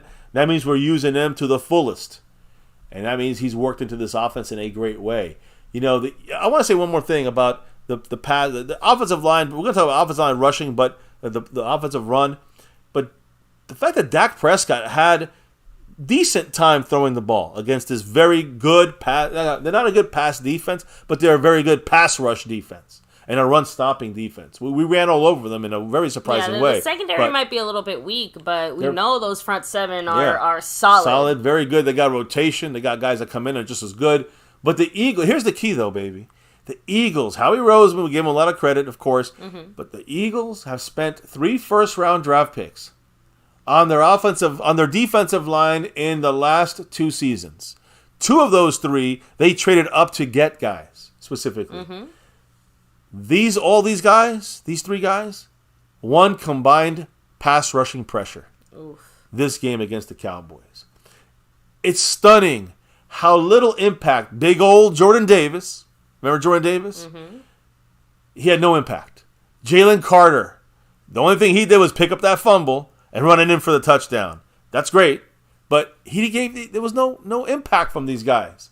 Week 14 against the Cowboys, both of them, Jordan Davis and Jalen Carter, even though he got that fumble 6 recovery for a touchdown, they had 0 combined pressures on 44 combined pass rushing snaps between both of these guys. Between both these guys, they had 1 run stop in 34 snaps. So guys, 44 combined pass rushing snaps, no pressures on their top 2 guys there, Davis and Carter. They had 1 run stop between both guys on 34 snaps on the ground. The Eagles, they talk about complaining about Mozzie Smith. I'm saying these guys have played pretty well, but they're not consistent yet because they're rookies. They're playing on the defensive line, and they're going to have some bumps, some growing pains. They're going to hit some road bumps, and that's what's happening now. So, look, it is what it is. But Cowboys handle that interior pressure from these, that they are trying to put all their resources into this, the Eagles, and we handled them this game very well. The Eagles traded up for both defensive tackles in round 1 and had no impact on this game on Sunday. I mean, I think the Eagles are also suffering from the same thing that we knew we would suffer from as we drafted Mozzie Smith in the first round. When you get a certain type of player from a certain position, you're doing it with the understanding that it's going to take time. Yep. And the Eagles are just not quite at that point yet with these guys, but let's be real. I don't care who you draft, where they're supposed to be. When you invest that much first-round talent at any position, and that's the return on investment you get, not good. Now, I'm finishing this up here for the offense. Then we're going to roll to the defense here, finish up strong. I love, again, we talk about these defensive linemen. I love seeing our offensive line. Listen, Tyler Smith on the run game was just abusing their defensive line. All of them. Tyron Smith, again, left side. Tyron Smith put the, again, underrated Josh Sweat basically in a vice grip on the edge all day. I mean, just stopped them. No mention of Josh Sweat the Tyron's entire having game. himself like a Pro Bowl season. I mean, again, great management by McCarthy. No practice. And you get only the best When was from the last Tyron time we Smith. saw Tyron Smith this often? Knock on wood. I don't know. When he was 2014. Yeah. So, again, No practice for Tyron is paying off. What about the running game in this offense? All right. Tony Pollard, 72% of the snaps this game. Rico Dowdle, 28% of the snaps. You're getting a 70-30 breakdown there with Pollard, and you got a lot of usage of Pollard. There's a great usage. Pollard getting about 70%, Dowdle getting about 30% of the snaps. You maybe would have seen a tiny bit more had Dowdle not gotten a bit banged up maybe. there. Just throwing that out That's there. true. He was on a bit of a hot streak. Listen, Pollard, with those 72% of the snaps, he had 23 touches, meaning runs and passes, total of 96 yards.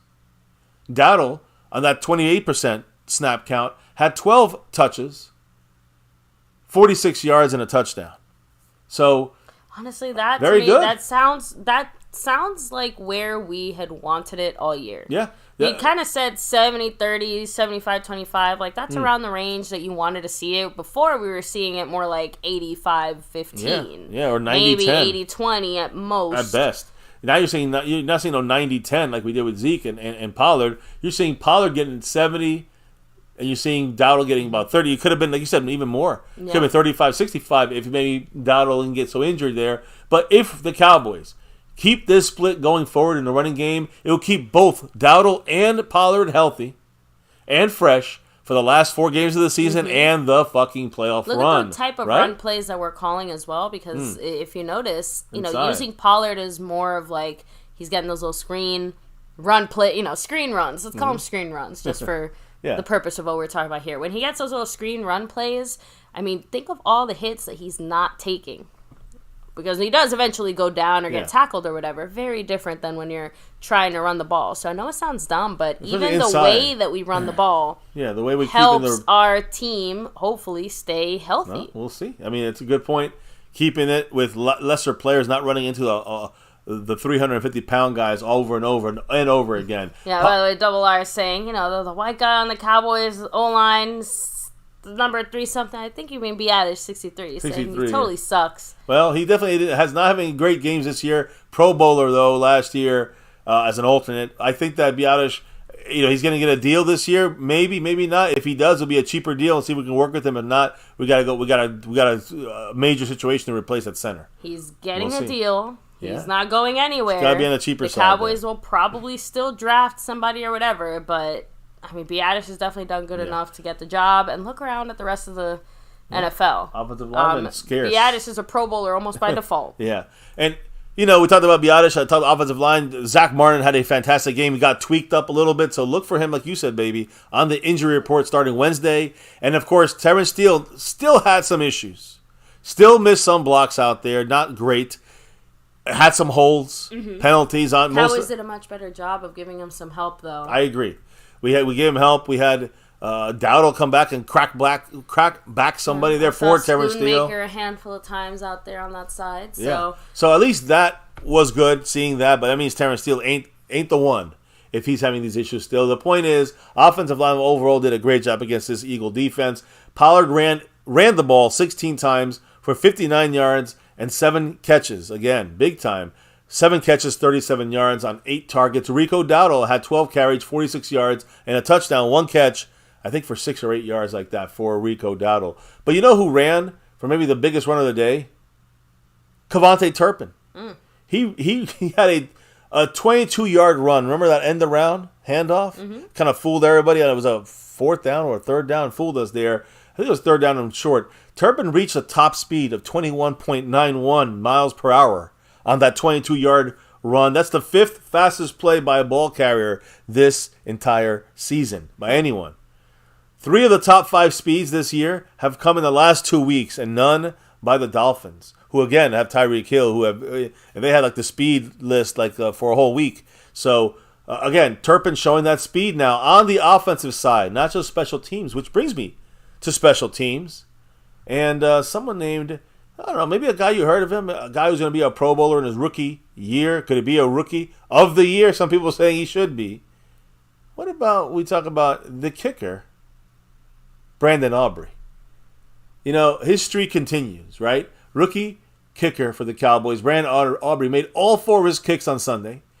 Of course, made his now career high long of 60 yards. And, of course, also made a 59-yarder a little later. He's made all 30 of his field goals this year, all 30 field goal attempts, his career.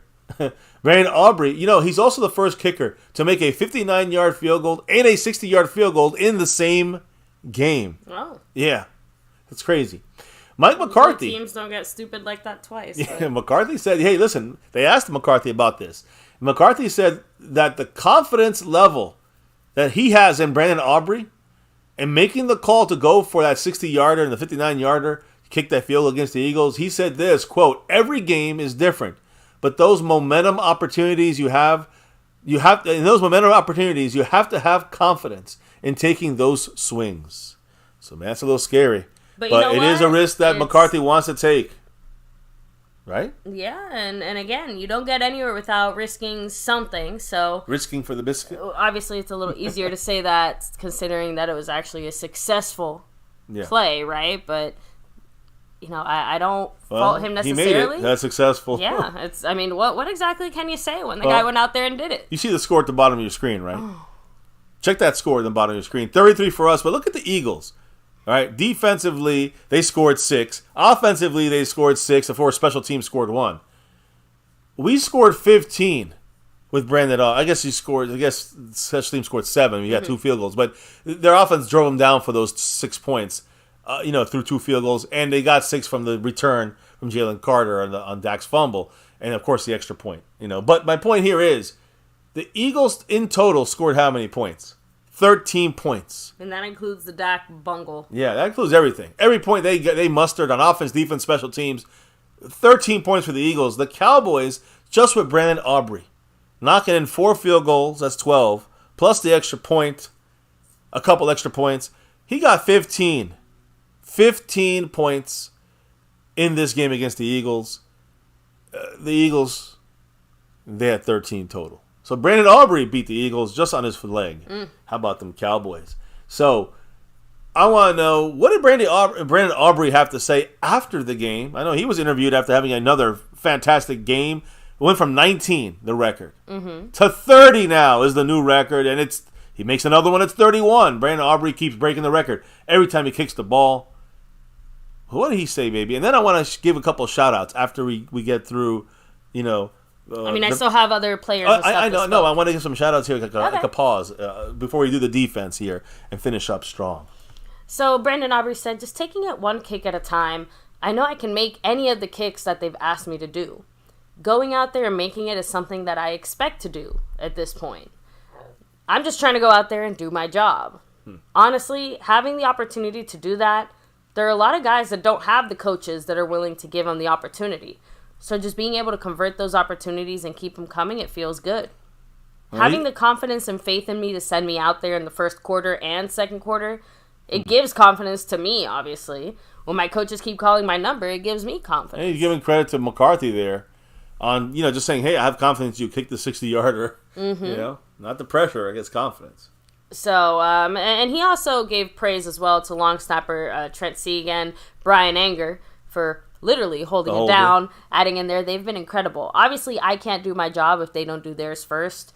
I don't remember a single bad operation this year, and that's really pivotal to the streak that we have going. I'm knocking on wood there. I'm just saying, lots of unsung heroes here when it comes to the special teams. I'll never forget when I said back there in the offseason, I said, we're going to lose our long snapper, formerly, Bones guy. I said, we should go get Trent Sieg.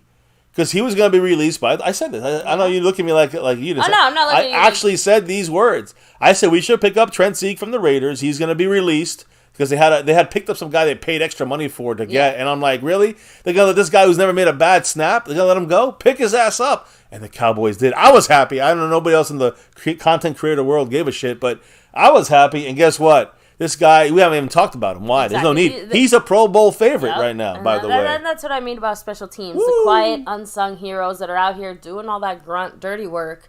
And you don't even notice it. But trust me, you'd notice if they didn't. Yeah, and that's important. No messed up operations. That's partially why he's got 30 in a row. What else did he say? Brandon Aubrey.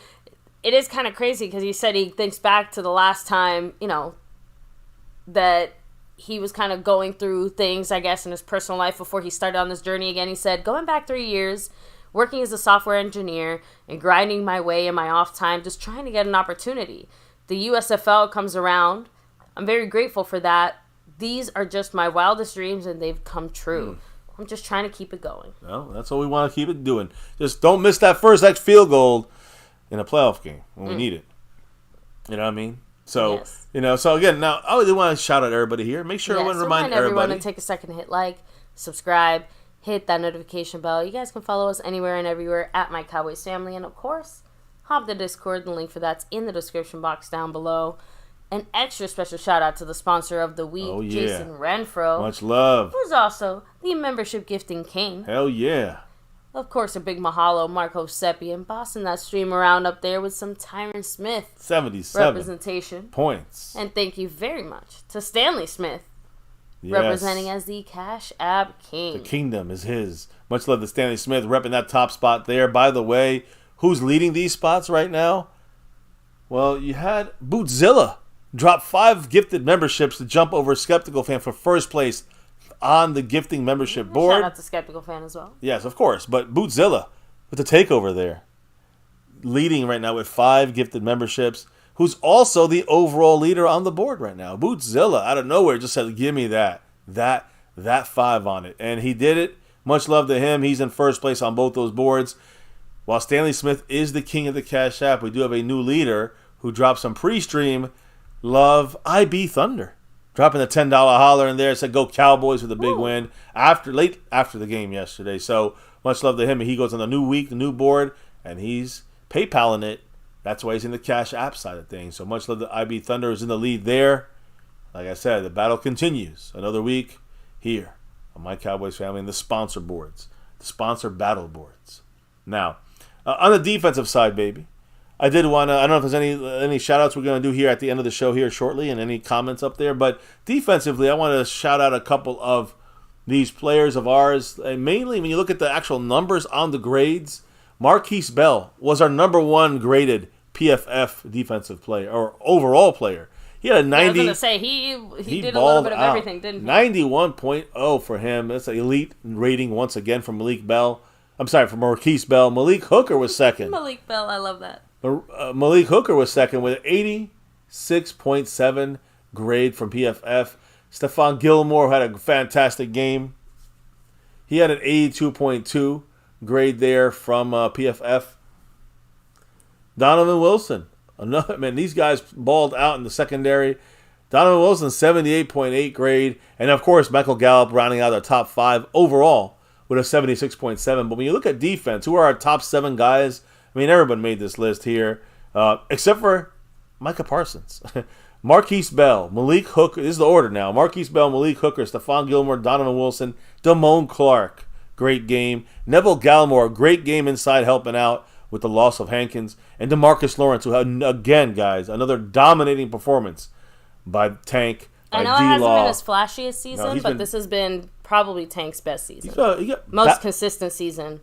And he's putting up back-to-back dominating years. He was a Pro Bowler last year. Listen, this Cowboy defense didn't give up a single touchdown to these Eagles. The only touchdown, again, was a strip sack that went the other way for the defensive score. The defense scored a touchdown for the Eagles, but not the offense. After Philadelphia recovered all 3 of their fumbles in last month's matchup, and you kept bringing that up, we recovered all of their 3 fumbles this time around. And it changed the entire game, obviously, guys. 2 of those 3 turnovers, I know you said we didn't score on all of them, but 2 of those 3 resulted in field goals. So we did get some, points off of those turnovers, which also stopped their drives as well, I'm not trying to knock that either. I'm just saying that we didn't, it's more that usually when you get those turnovers and stuff like that, the reason that you end up winning, like the fumbles themselves don't just magically give you points. You still have to go out there and close it up. But I'm just saying that it's crazy to think that we didn't even have to score on every one of those turnovers to get the win that we did. Yeah, and it was more about, in those situations, it wasn't about turning it around. It was more about stopping them. Mm-hmm. We stopped their drives and took points off the board for them because of the turnovers.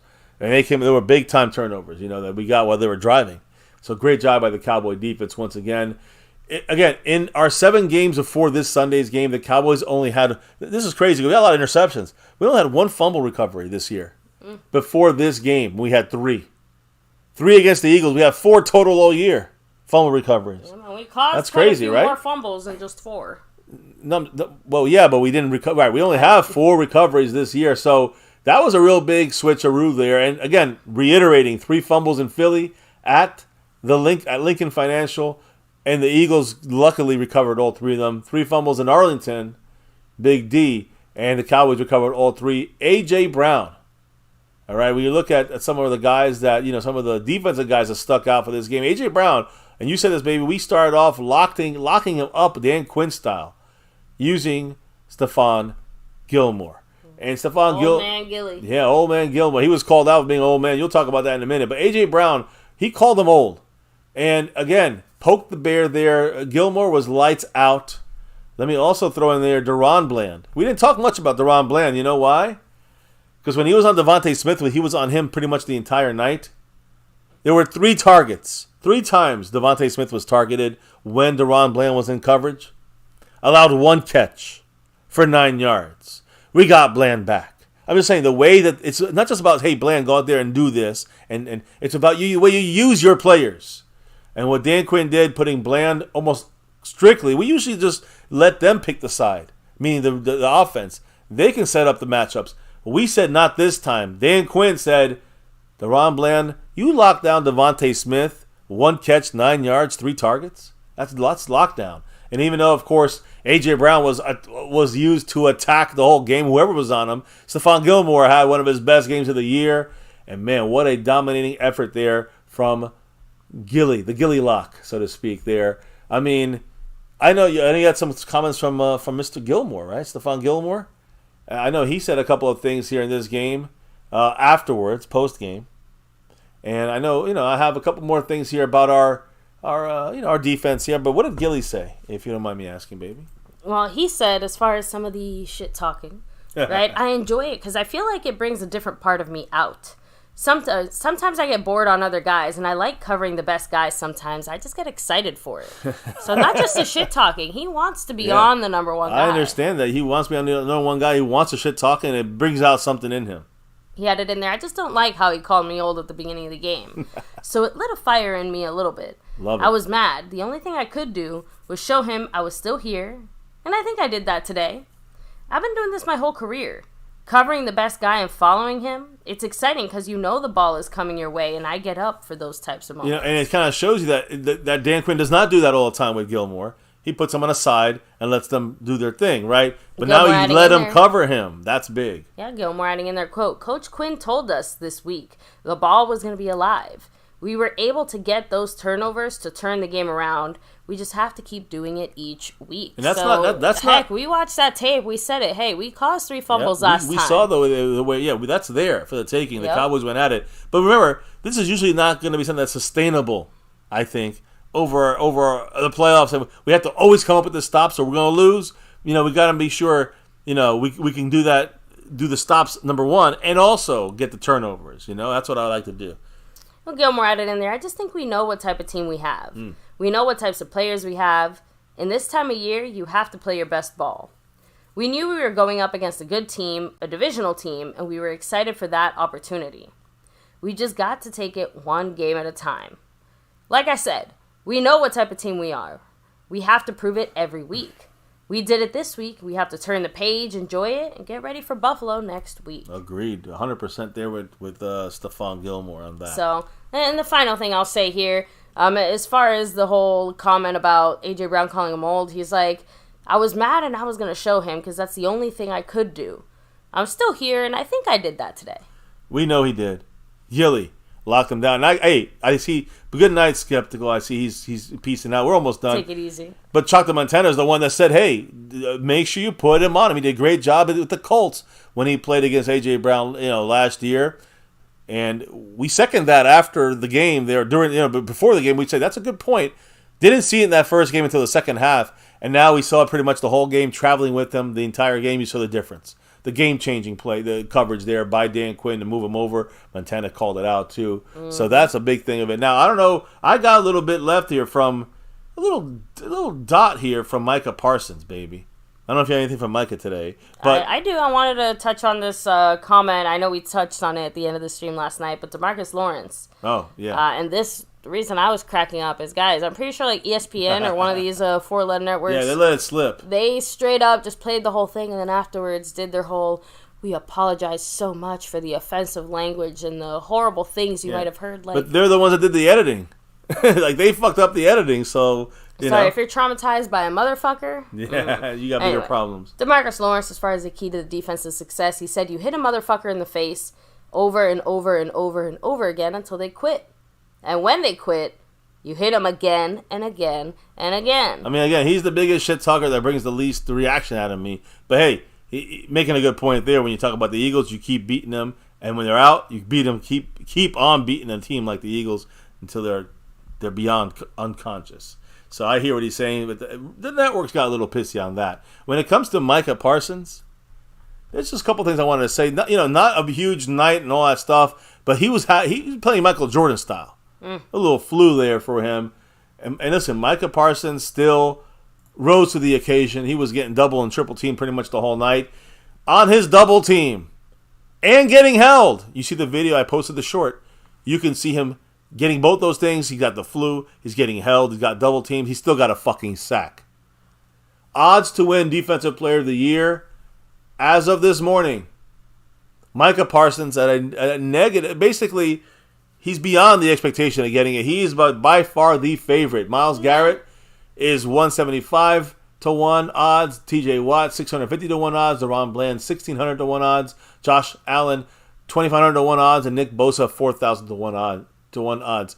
Micah Parsons is by far right now, I'd say he's about 300 to 1 odds above everybody else to win this thing. So still a couple weeks to go, but Micah's in the driver's seat, it looks like here. There's only 2 defensive players in NFL history to have 12 or more sacks in a season in their first 3 years of their career. You know how long it takes to get those guys on the line to get going. Well, Micah's different than that. Micah is special.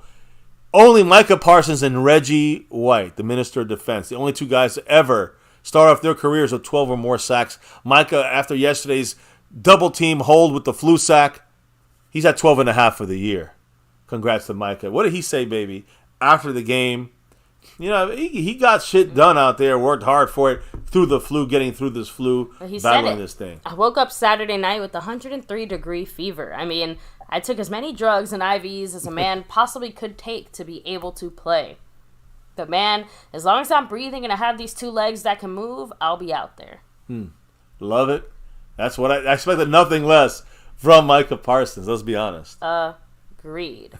So, and the final things I have to say here are actually from our linebacker, Damone Clark. Well, and again, that brings me to a great little thing here as we end this thing, guys. Make sure you drop your last thoughts, your last comments, drops of love in this thing. I know we don't have the raffle this week, but again, appreciate everybody who supports the star raffle heading this. Damn right we do. Heading into this weekend. Yeah. So get into that if you guys want to get a chance into that raffle, and of course our leaderboards and the shoutouts. That's what it's about here. The experience of My Cowboys Family. But let me, we look at 2 guys here, Damone Clark and Marquise Bell. Mm-hmm. And who's the guy that's missing that we thought we may have this week? Added to the list. Darius Shaquille Leonard. He played with the Eagles this week. Remember remember that move? Yeah. And he did play in the game. He had some snaps, number 53. He had 2 tackles total in this game. 2 tackles.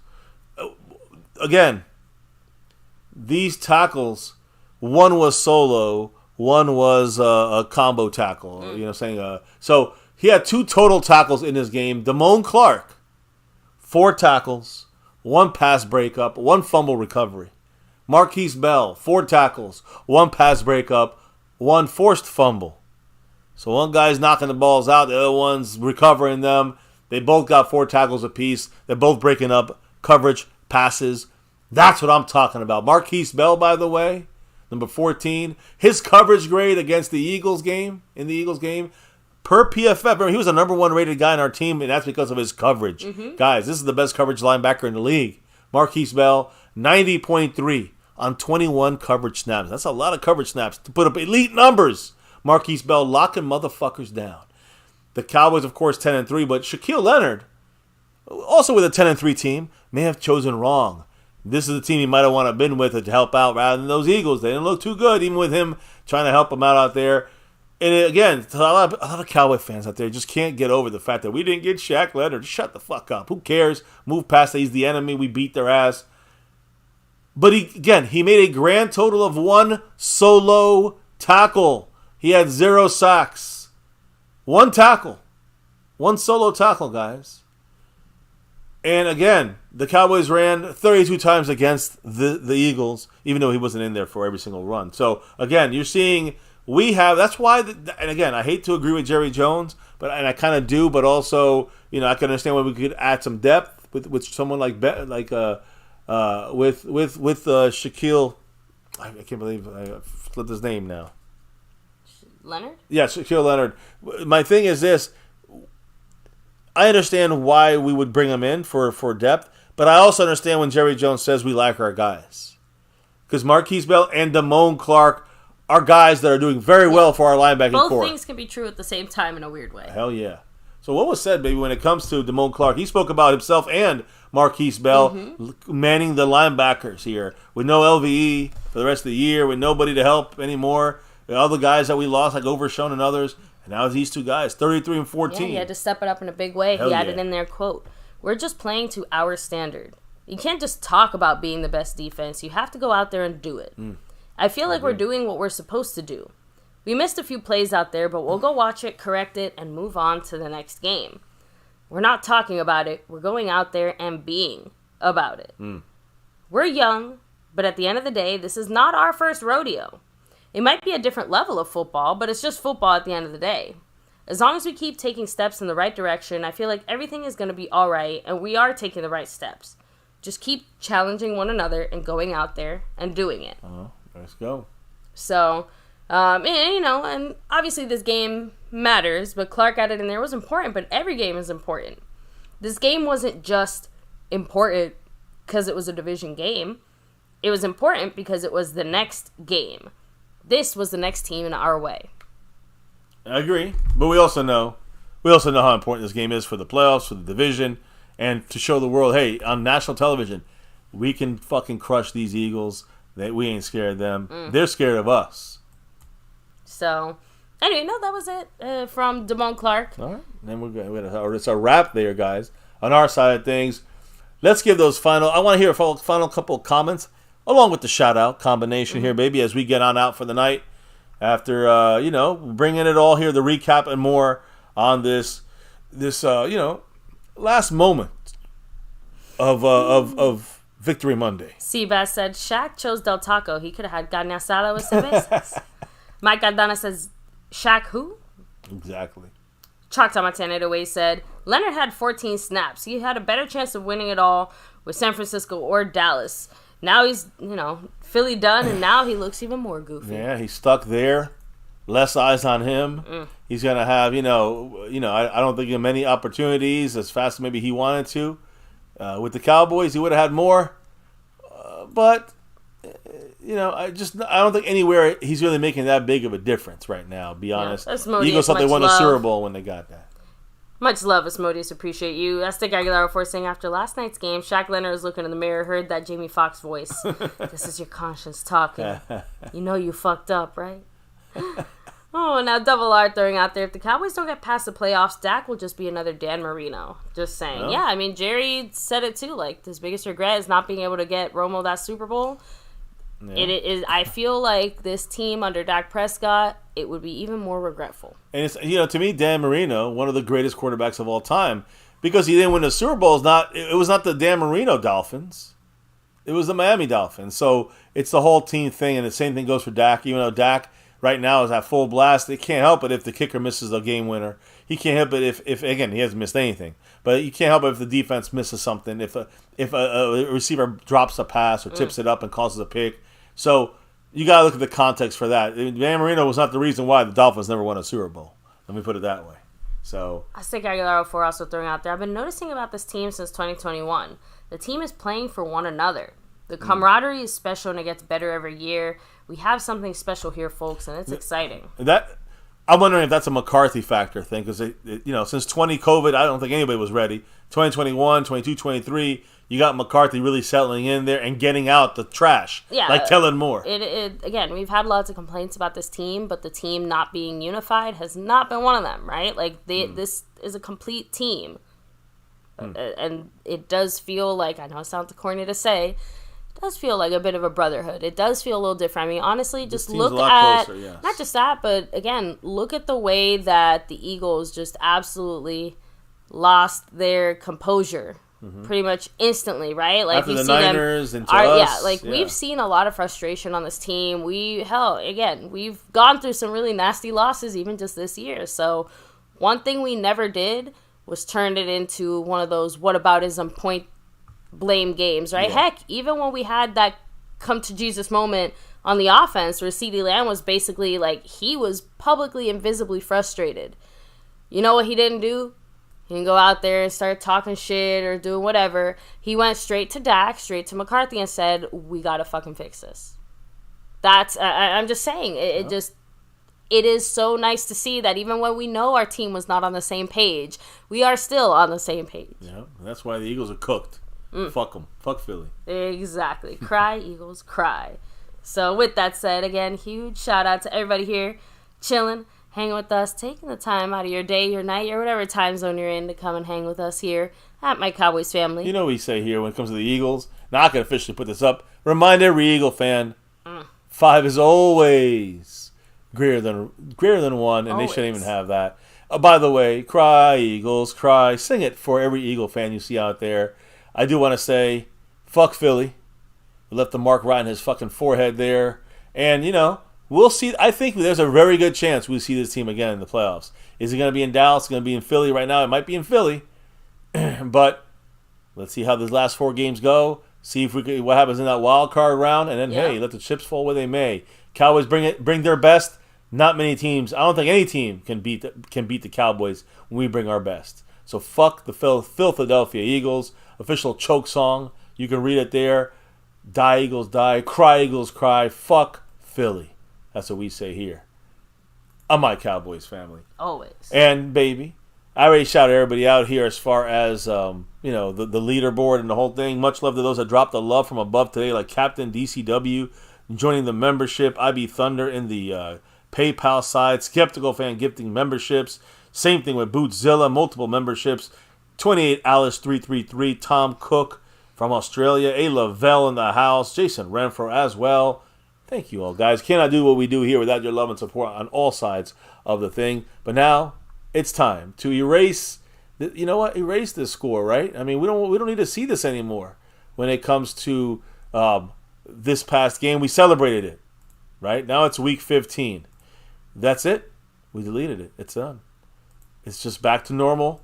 Back to the Bills in Buffalo for this Sunday's game. That's what matters now, guys. That's all that matters here on MCF going forward as we shut the book on the Eagles. Although we might see him one more time for the three-peat, for a threesome in the playoffs. We shall see. So, baby, remind everybody in the house. I see AF in the house. AF 1892. What's up? GM, Double R, Choctaw Montana, Asmodeus, Jason Renfro, Seabass. Baby, why do we do this here at MCF every single day and night? It's that navy blue, that silver too, and that star over everything. Win, lose, or draw, good, bad, or ugly, we always rep that star over everything. Thank you all for dropping in here with us. Here at MCF, My Cowboys Family, for 6+ years on YouTube. On this channel, never forget the number one thing here, now, and forever. As always, Go Cowboys. Let's get that 6 and beyond. You guys, thank you for dropping your knowledge in the chat all night long. Truly appreciate humbly the drops of love from above, the gifted memberships and beyond. Thank you all for all that. And as we drop out and clock out here, kicking off a brand new week. But now, as we get in this week, we're going to focus in, zero in, and deal with these Buffalo Bills. Baby, before we can relock and reload tomorrow for another show, tell everybody what we got to do before we drop out of here for the night. We got to drop the beat. Oh, yeah. That beat has been dropped. Thank you all again for rocking with us here on another one on MCF, My Cowboys Family, where it's always an interesting discussion, an interesting talk. Discuss all the news, info, and updates. It's another wrap here on MCF for Cowboys Chat. This one is a recap special on these Philadelphia Eagles. And we beat them down. Hurts is hurting, crying. Sirianni, Ed dying, I ain't lying. And the Cowboys are icy right there, guys, in our color rushes. But now that book has closed. It's time to reload on the Buffalo Bills and remind them of the 90s and the Super Bowls, the way we did them then. Woo! Hopefully we get on track, get our wins, and everything else falls into place. Here on MCF, it's about that navy blue, that silver, too, that star over everything. Never, ever forget the number one thing right here, My Cowboys Family. Much love to everyone in the house. Appreciate you all. We'll see you back here tomorrow for another one. Don't forget to hit that like button for the stream. Subscribe to the channel. Keep growing the thing here. Hit that bell so you know we're going live. Notification bell, all videos. We'll see you back tomorrow for another one. Have a good night. Stay safe. And never, ever forget. Go Cowboys!